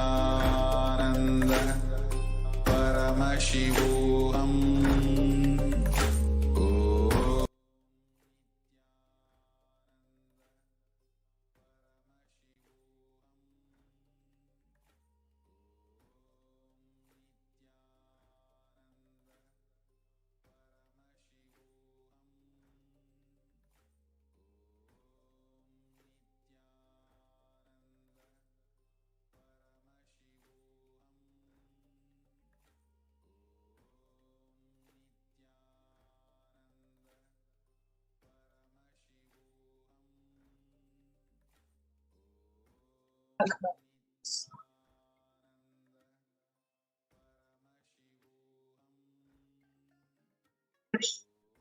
Share with you the history of Militant.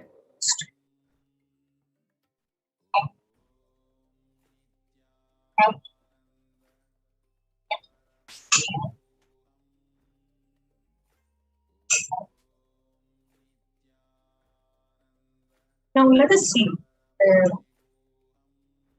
before the external entities persecuted Hindus, the forces within who carried out a kind of ethnic cleansing. They included Mountain King Bindisara, Mahapadmananda, and Peace Emperor Ashoka of the Mauryan Empire. The kings who persecuted the non-Hindus.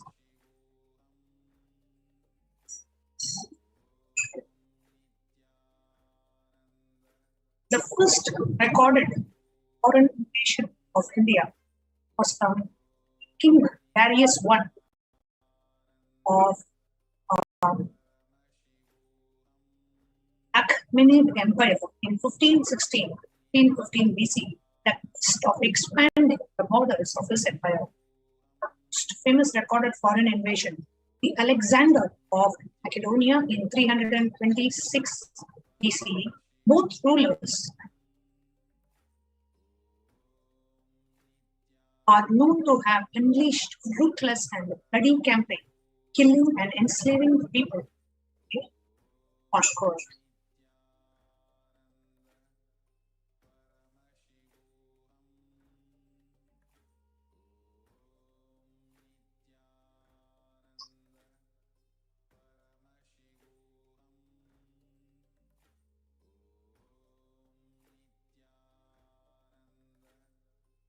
They are unable to hear you.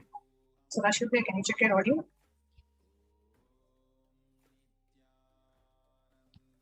Yes, we're going to be understanding the Hindu Holocaust as a clear-cut chronicle. Now, we have recognized at least 3 pillars of Sanatana Hindu Dharma: temples, Gurukul, and Guru. Now, the entire Hindu Holocaust has been a systematic destruction all 3 of these pillars. 1300 years of Islamic invasion and rule, and a failed attempt at Islamicizing Bharata, which was India. The brute force of strategy that the fear was kept as the key.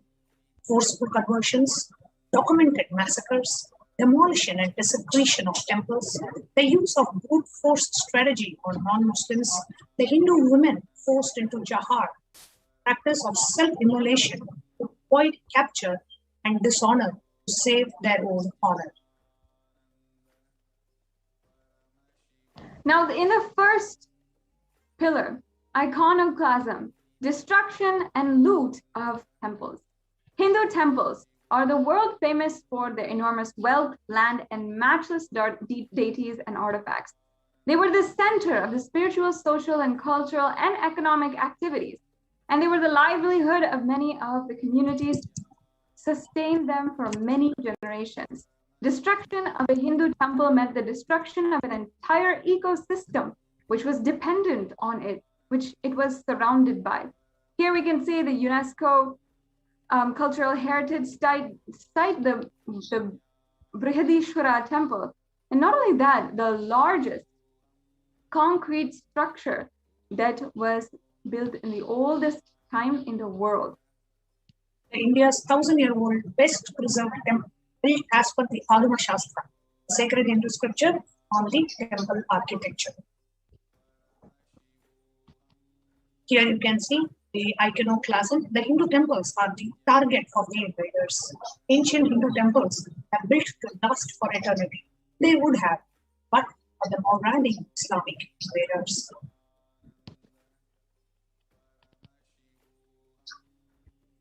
Now, what we're seeing today, the handful of temples that we are having, is the magnificence that has survived the persecution, such as the Virupaksha temple in Hampi, the Kamakya temple in in Guwahati, in the Kedarnath temple in Uttarakhand, Meenakshi temple in Madurai, the Ranganatha Swami temple in Srirangam, and the Brihadishwara temple in Tanjavur. The Somnath temple of Gujarat, an icon of the past. The Somnath temple of Gujarat was destroyed and rebuilt 17 times. The Somnath temple on the right, picture that you see, is the temple as it stands today, in Chaulukyan style of architecture and completed in 1951 under the astute leadership of the then Prime Minister Sardar Vallabhbhai Patel.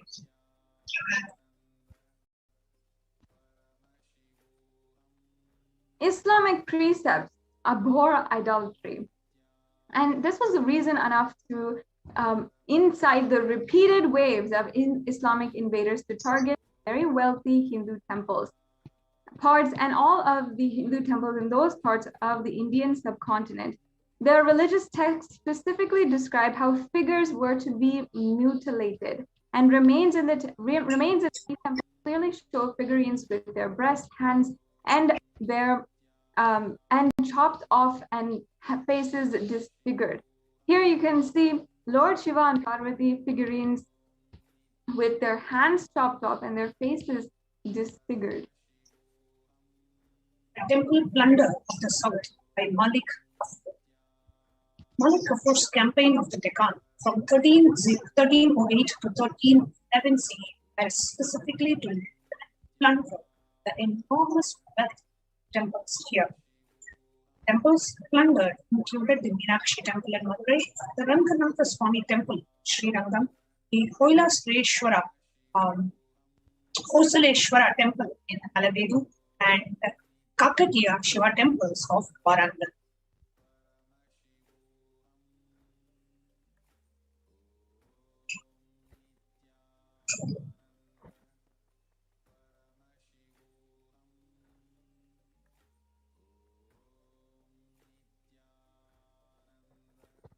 Next, we are seeing the Amir Timur's plunder of Delhi in 1398. Before the battle for Delhi, Amir Timur executed 100,000 captives. Said that Timur's soldiers left the city reeking of decomposing bodies with their heads being erected like structures and the bodies left as food for the birds. Said that the river Yamuna flowed blood, thousands of bodies thrown into her after the massacre. Most disheartening part of this is even Hindus are unaware of brutal massacre, genocide that was done to us. So that is the reason why Kailasa, taking the responsibility, is observing Hindu Holocaust month, July 2021, bring out to the world huge massacre, genocide, persecution the Hindus have been subject. And here we have one of the symbols of India, The Taj Mahal, which actually was the Tejo Mahalaya. It was a Lord Shiva's palace built in 1155 AD. Here we have a couple of points that straighten out the story of the Tejo Mahalaya. Shah Jahan did not build the Taj Mahal. He usurped it from its original owner, the Maharaja of Jaipur, Jai Singh. He looted and plundered its immense treasures to fund his many military campaigns, and the Taj cannot be called a Mahal. It is shown as a Muslim gravesite, indicating its true antiquity. Shah Jahan's own memoir of Shahnameh gives no accounts of construction of the Taj. And Dr. P.N. Oak, who wrote Truth About the Taj, is not even allowed to publish the book. Thanks to the internet, its initial work has now been backed by other scholars. The government of India yet continues to dupe the world as the Taj is the biggest and is its biggest tourist attraction. When Aurangzeb massacred 150,000 Hindu Brahmins and their families in Banaras, Ganga Ghat, Haridwar, he made a mountain of skulls of the Brahmins and the children, which were visible from 10 miles away. Aurangzeb was gone on record saying making a pile of Brahmin Jenu, means the holy thread, and making a bonfire of it. So the holy thread, the Pavitam that Brahmins wear, he discarded that and made a pile of it after decapitating the innocent Hindu Brahmins who refused to convert to Islam. The brute force strategy. See some of the images of Islamic brutality on Hindus. These images speak for themselves. Impaling heads on sticks, executions, Sikh gurus, Sikhism, the gurus of Sikhism, tortured execution, jizya tax levied, forced conversions, boiling people to death, peeling people's skin and forcing them to death, and what can't even describe the torture that has been done in the Islamic invasion. And royal women were forced to indulge in jauhar, means self-immolation, to avoid the rape of their dead bodies. The huge protests by Rajput communities against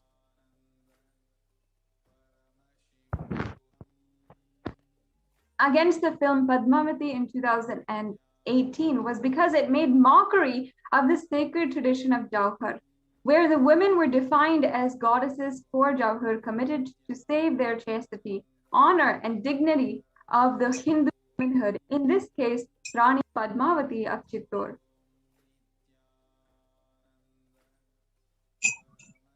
The fall of Chittor became imminent in 1567 to 68 under the command of Akbar. Royal committed jauhar in 3 places. Jauhar is a brave act by the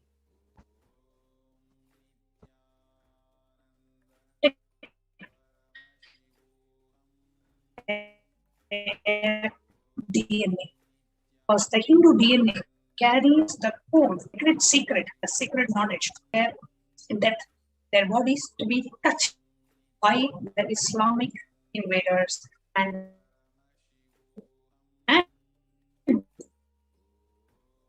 that is why the Hindu women bravely went into the fire and immolated themselves to preserve the DNA the hands of the ruthless Muslim invaders.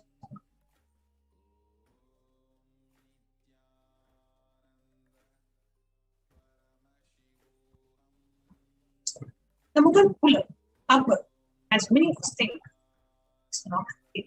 Let us look at some of King Akbar's tyranny. Siege of Chittor from 1566 to 67, the Hindu royal jauhar in 3 places of the 40,000 Hindus were captured, many were butchered. Artisans were spared for selfish reasons. They were whisked away for their artistry to be used in his building projects. The brave Hindu general Emu Vikramaditya was beheaded after the Second Battle of Panipat. Emu's father was captured and beheaded when he refused to convert to Islam. Many of the captured pillar of his heads were built. This feat was repeated by his son Jahangir. Akbar's harem had at least 5,000 women, which included conquered women from his conquest who became slaves, concubines, etc. He acquired 300 wives by a process called mutta, where a woman was made wife by mutual agreement for a limited period of time, sometimes as short as a one-night stand.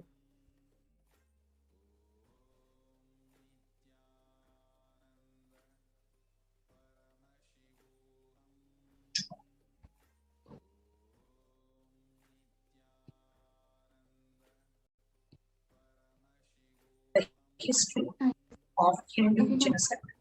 The massacre of Srirangam, 1323, killed 12,000 Hindu settlers.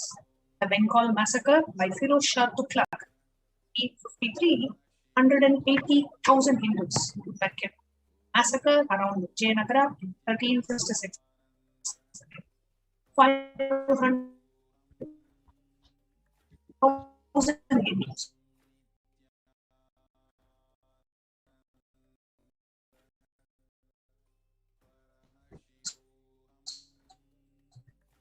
The Battle of Batnir, massacre, the execution of slaves by Indian captors.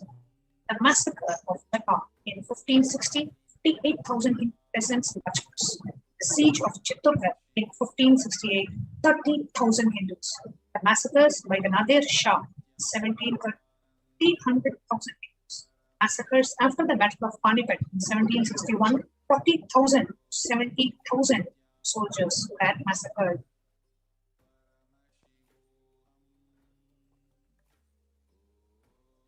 And finally, Punjab massacre, 1763, estimated 25,000, 30,006.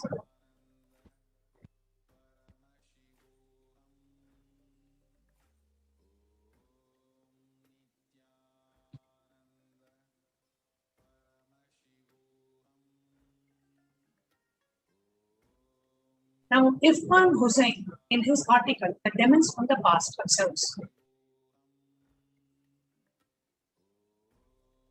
while historic events should be judged in the context of their times, it cannot be denied that even in that bloody period of history, no mercy was shown to Hindus. Unfortunate enough, be in the path of either the Arab conquests of Sindh or South Punjab or the Central Asians who swept in from Afghanistan. Their temples were razed, their idols smashed, their men raped, their men killed, taken slaves. As he entered Somnath, on one of his annual raids, he slaughtered 50,000 inhabitants. Aibak killed and enslaved hundreds of thousands. The list of horrors is long and painful. His conquerors justified their deeds by claiming that religious duty to smite non-believers. Cloaking themselves in the banner of Islam, they claimed they were fighting for their faith, while in reality they were indulging straightforward slaughter of Hindus.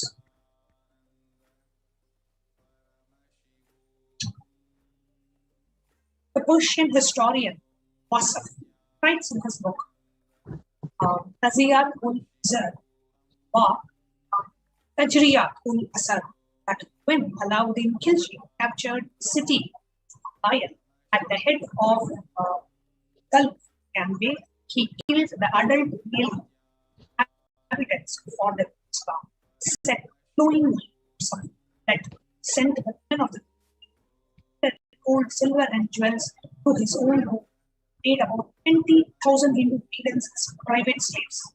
Khilji once asked his spiritual advisor or Qazi as to was the Islamic law prescribed for the Hindus.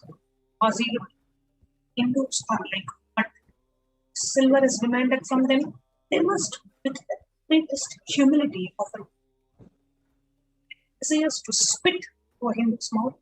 Hindu should open it wild fruits, or created the Hindus to be slaves of Indians.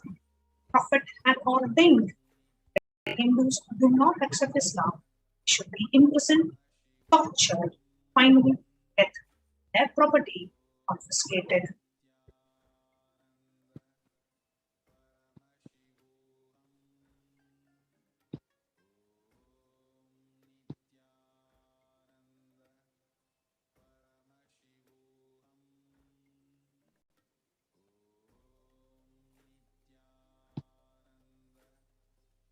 Just like this, an entire civilization was enslaved by the Mughal invaders.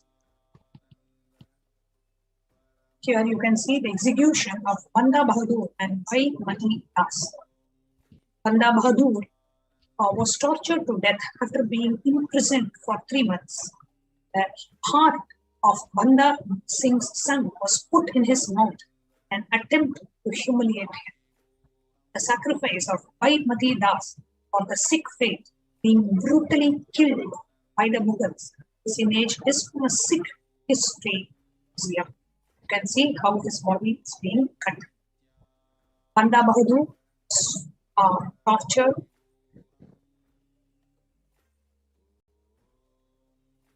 His eyes gouged, skin before he was executed. The reign of the Mughal ruler Abdus Samad Khan. And Aurangzeb had the horrifying torture and execution of Guru Tegh Bahadur. Here you can see disciple Bhai Sati Das was wrapped in cotton wool and burned to the death before Guru Tegh Bahadur. And the execution and martyrdom of the 9th Sikh Guru, Guru Tegh Bahadur, while sitting under a banyan tree near the Kotwali in Delhi. And Guru Tegh Bahadur's disciple Bhai Diyala Das was boiled to death to psychologically break his guru. A third disciple, Bhai Mati Das, was sawn into pieces.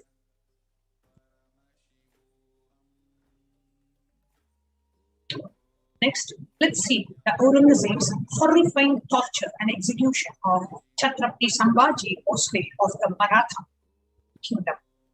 1689, the second Maratha Chhatrapati, the King Sambhaji, was brutally executed by Aurangzeb. Maratha accounts state that he was ordered to go with Aurangzeb and convert to Islam, and he refused to do so by saying he would not accept Islam even the day the emperor presented him his daughter's hand that led to his death. So by doing so, he earned the title of Dharmavir, the protector of Dharma. Aurangzeb ordered Sambhaji to be tortured to death. The process took over a fortnight and included plucking out his eyes and tongue, pulling out his nails and skin. Sambhaji was finally killed on the 11th of March 1869 by tearing him apart front to the back with metal tiger claws, beheading with an axe at Kolhapur, the banks of the Bhima River. Even to read the ways the great Chhatrapati skill, can't even read the description, forget about it. This was how it were massacred hands of the Islamic enemies.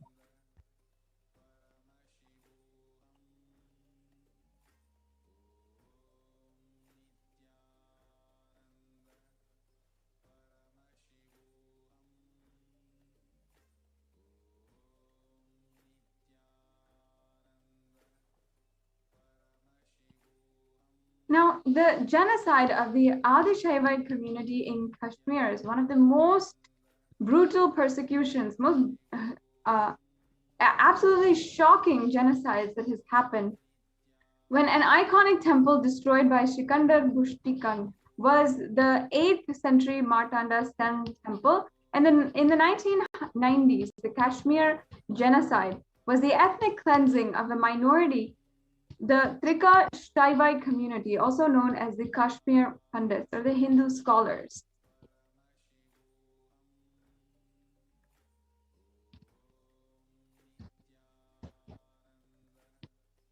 Here we can see some really horrifying images of the deaths of the children of the Hindu Pandits, the Kashmir Pandits.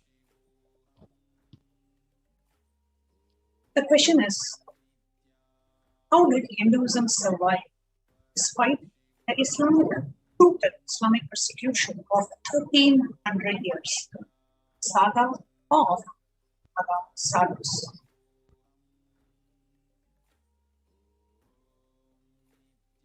It is the Naga Sadhus, the Dharma Raksha Akhadas, who kept Hinduism alive. The Sadhus.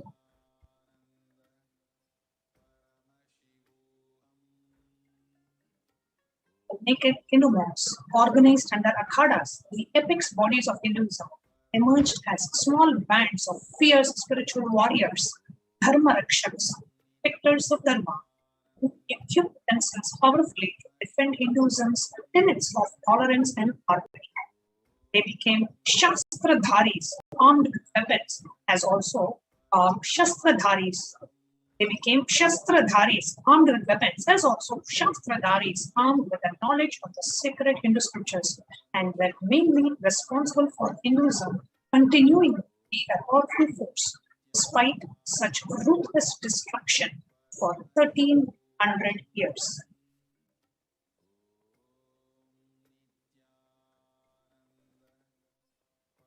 And we can see here some of the Naga Sadhus, the Dharma Rakshak Akhadas who kept the Hinduism alive. And the most notable examples.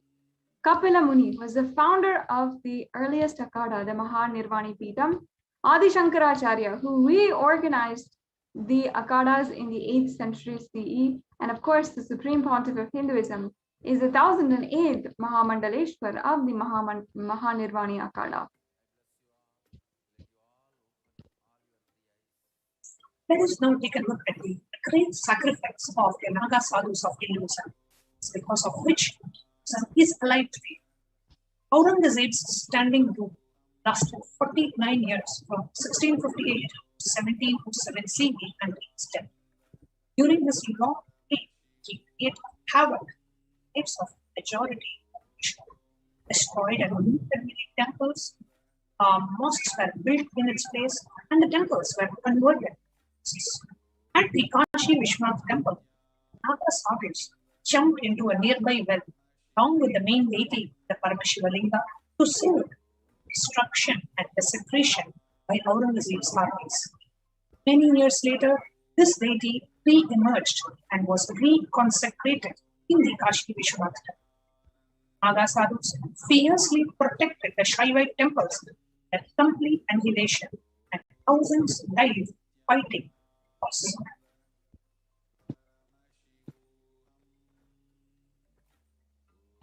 Now, understand the impact that this had on temple communities. The destruction of temples meant the dispersion as well as the destruction of the temple-based communities, such as the Stapatis, the knowledgeable temple architects, the priests, the Drakanyas, the dancers, the singers, the musicians, the painters, and several others whose life was sustained by the temple. Here we have specifically concerned with the Rudra Kanyas and Devadasis.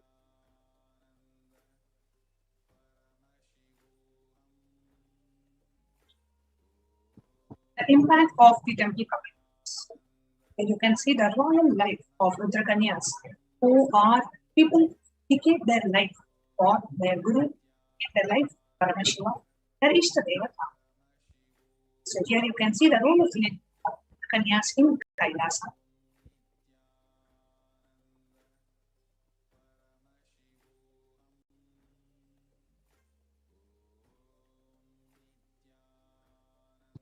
Now, the impact of the temple communities, such impact on the temple communities on the great sacred order of the Kanyas and the Devadasis.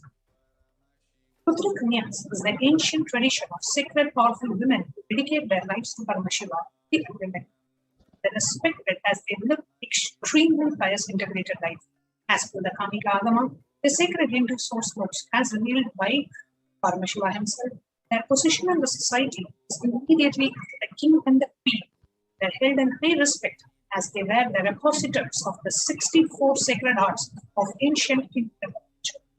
Devadasis, who were also well versed in the 64 arts, were to serve the sins of the temples and the access of the temples, and were held next only to the Kanyas and positions in the society.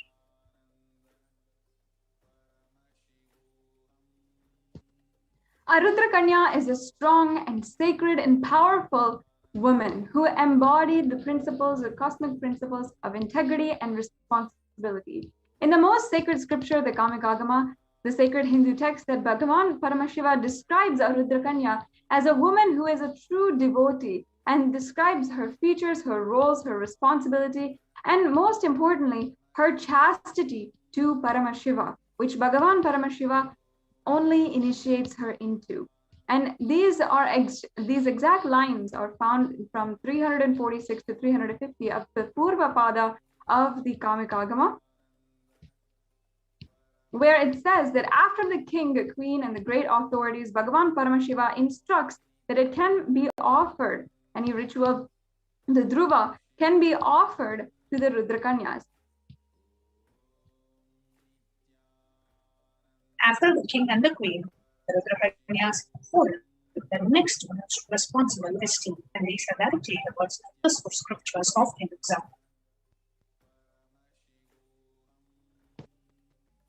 By the 17th and 18th century, the temple dancers, the Rudrakanyas, became denigrated to entertaining small chieftains, military lords, and Muslim rulers. And during the colonial rule, British officers of the Raj, or the rule. The second pillar that was targeted for the destruction of the Hindu enlightenment systems were the destruction of the Vedic education system.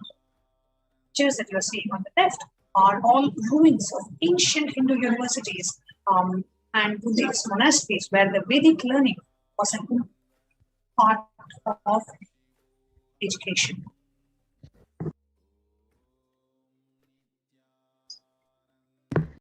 Now, the Gurukul is the most powerful knowledge transmission system. Bharata, the greatest center of the learning to the world in the ancient times, and it attracted students from all over the world, especially from Southeast Asia and China. Teachers from India traveled abroad to share their immense knowledge, and students competed even in the best of the universities. The foremost universities were Nalanda and Takshashila, and the Gurukul education was there in every village of India. But the British colonial rulers wiped it out in just a mere 85 years in the latter part of their rule, and it was replaced by clerk-making Macaulay education system. Let us now see some of the examples of the total destruction of the great universities of Hinduism.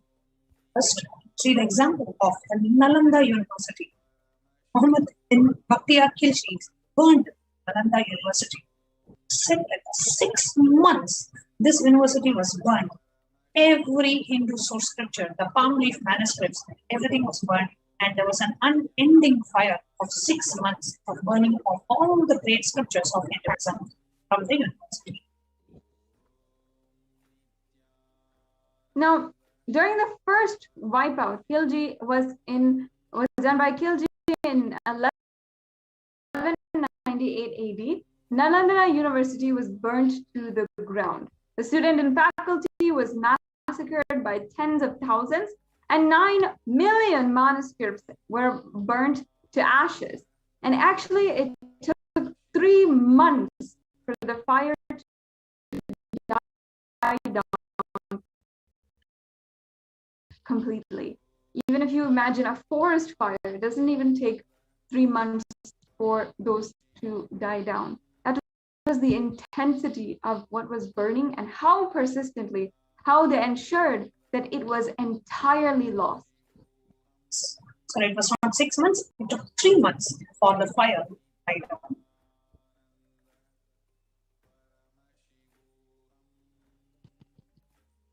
Now, Khilji had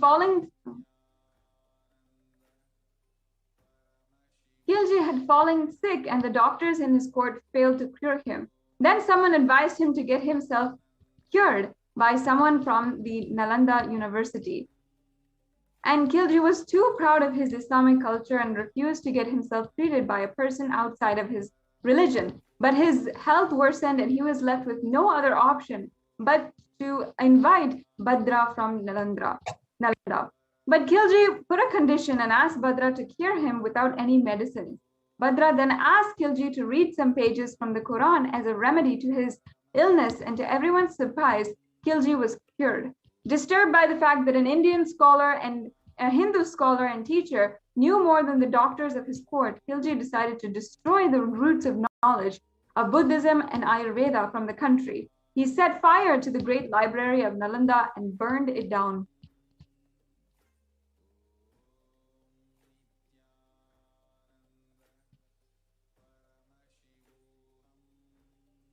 Nearly 9 billion manuscripts and literally butchered students and the teachers of the university.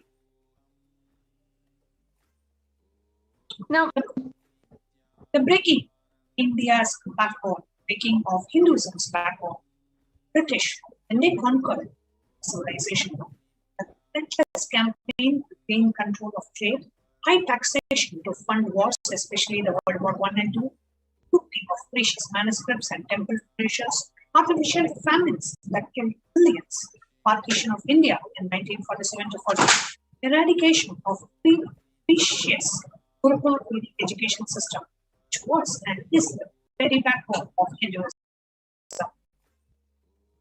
During the Portuguese invasion,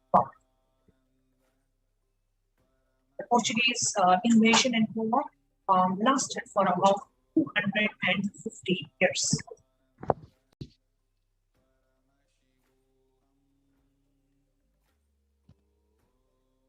Now, in Macaulay's while Dharmapal reported findings in submission to the British government, he said extremely astonishing things that give us insight into their strategic plan to destroy the Gurukul infrastructure. He said, I have visited the length and breadth of India and I did not find any beggar or unemployed in India. I have visited many places like Frankfurt, Chicago, Germany, Moscow, and London. All the places together do not have as much wealth as which is only in Surat of India has. If the British government wants to make India as its slaves, then it has to destroy her wealth, unity, and diversity. If we want to capture India, we have to destroy the education system of India. And he continued, the literacy in England at the time was 17% and studied only the Bible. And the statistics of India showed that 100% of South India and 98% of West India, 82% of East India, 87% of North and Central India, and in South India, 58% of students were girls.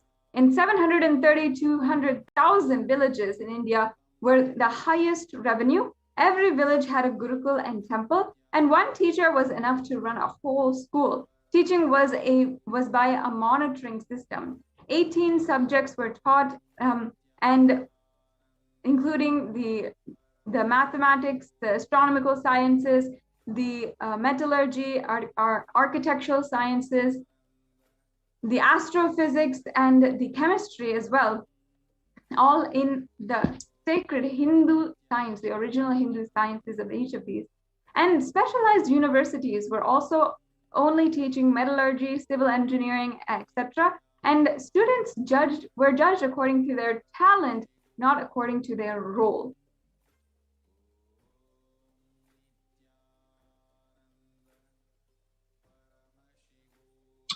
Now, the Macaulay's report, after the British action based on Macaulay-White's Dharmapal findings, after 7 days of deliberation, British officials said that if they want to go over India, instruct the government in India to close all Gurukuls by proving them illegal. The British implemented a law, an Indian Education Act, which made learning in regional languages illegal in our own country. English language was made compulsory in every group. 1840 to 1940, Britishers destroyed Gurukuls, set them on fire. Teachers on Gurukuls killed. All this changed the education system of India, placing it with a system that churned out clerks and sepoys.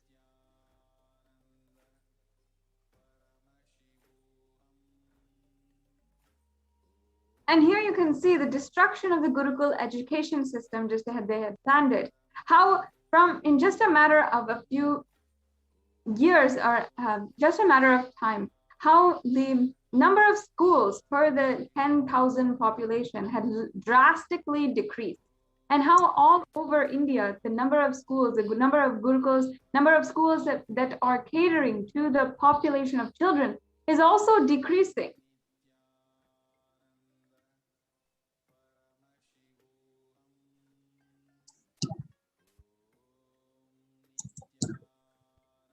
Here you can see in various districts, the number of colleges in the various districts since in 1830, that so many Gurukuls were there in pretty much every village, every town. Literacy rate was so high. During the British rule and after the British rule, we have been such a poor illiterate country. The schools were destroyed and forcibly the English education was thrusted upon us. And here you can see Lord Macaulay's subsequent letter on the success of the British strategy. It says, "My dear father, our English schools are flourishing wonderfully. The effect of this education on the Hindus is prodigious. No Hindu has received an English education ever continues to be sincerely attached to his religion.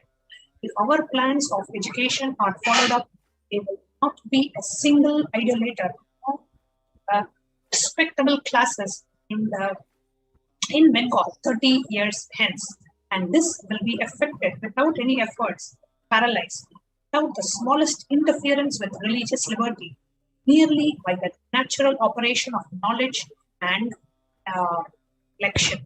I heartily rejoice in this prospect. The destruction of Gurukul led to the destruction of Hinduism, led to the destruction of Hindu system. And not just that,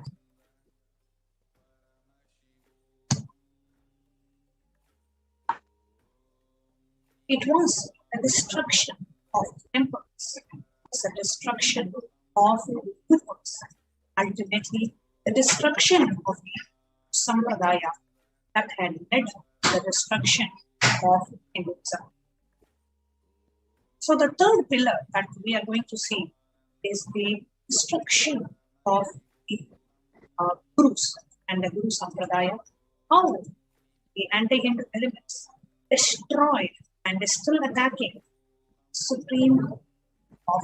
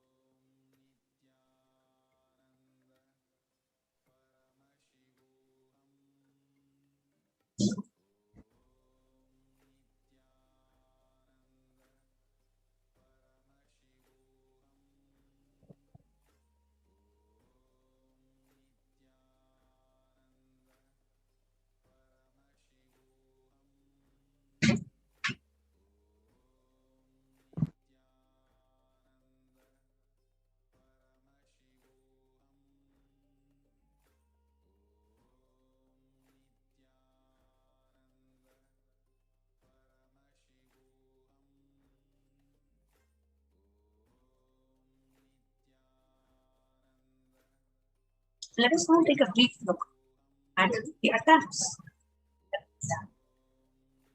across the land of Supreme Court Hinduism, holiness of Nithyananda Paramashivam. A brief overview. As a part of the awareness that I share with you how anti-Hindu elements are destroying Guru-based ecosystem.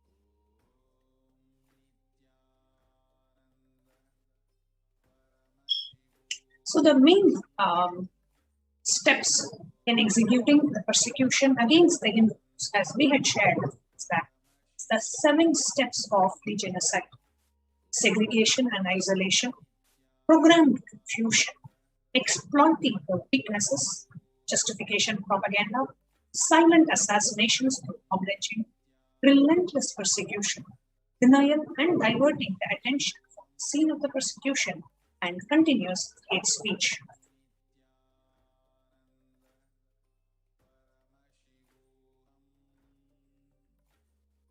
His Divine Holiness was a victim of 100 assassination attempts. That you're seeing is a brutal assassination attempt where His Divine Holiness was locked inside his own fortress and his residence was set on fire, and this was live telecasted on a national television channel.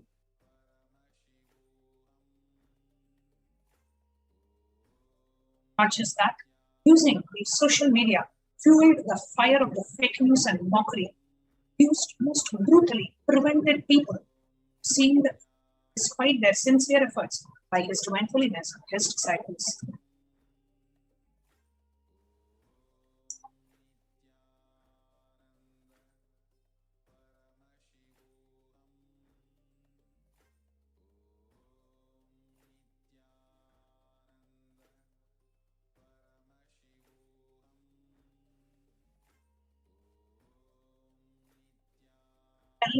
That on Supreme Court of Hinduism, that character assassination, hate speech, fake news, media madness, media violence, spreading the fake news and the false news.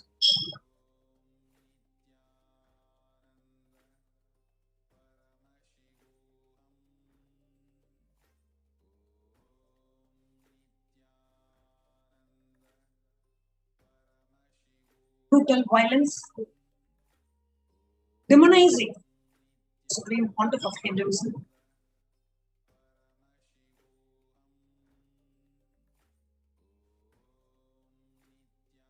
absolute violation of human rights and religious rights.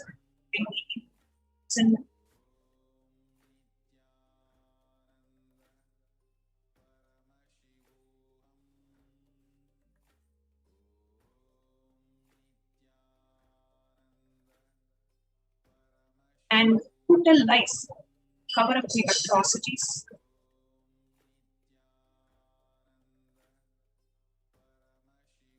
Character assassinations,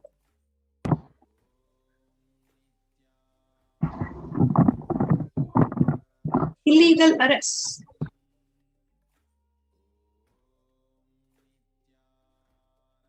hundreds of false cases, ridiculing the very gender identity of the Supreme Pontiff of Hinduism.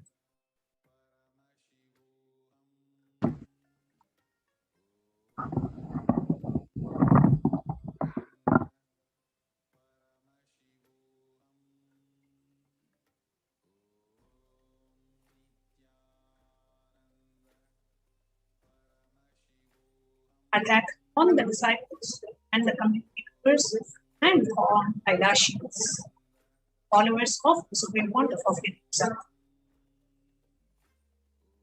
Violence against women,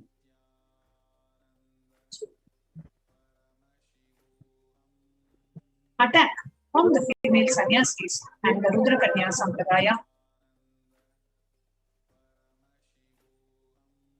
the members of the Indonesian, attacked, beaten, brutally brutalized, God, Son.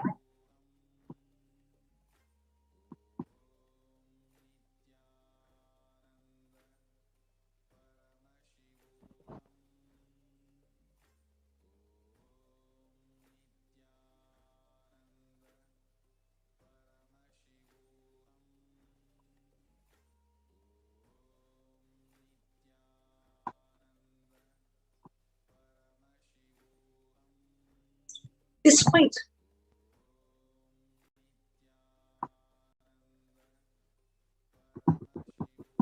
whatever was done on the Supreme Pontiff, the question here is, was it an attack on the Supreme Court of itself, or was it a persecution of itself?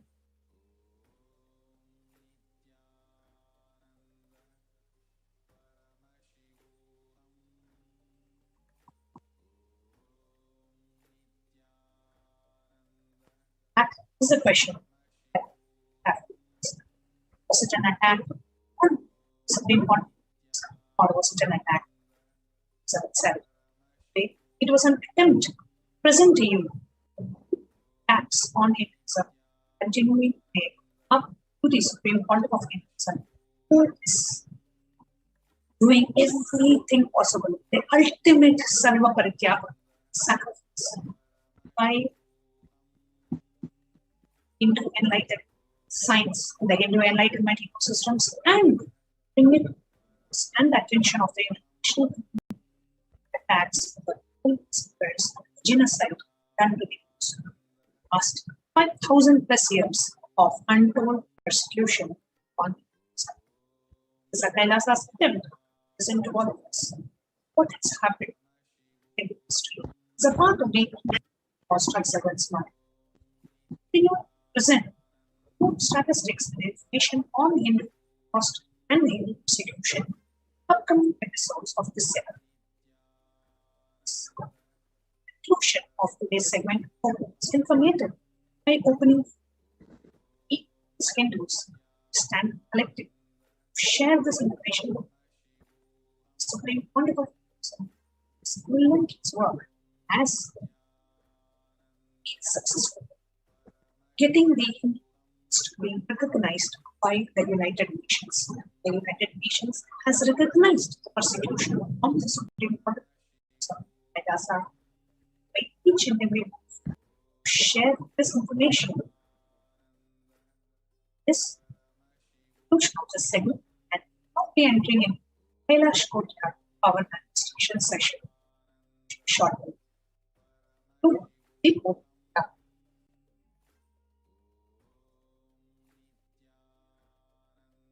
Mother, read up. Gacchate, syatu, evavasishyate, shantihi, hariho, tatsat, sarvam, shri, Nithyananda, Paramashivoham.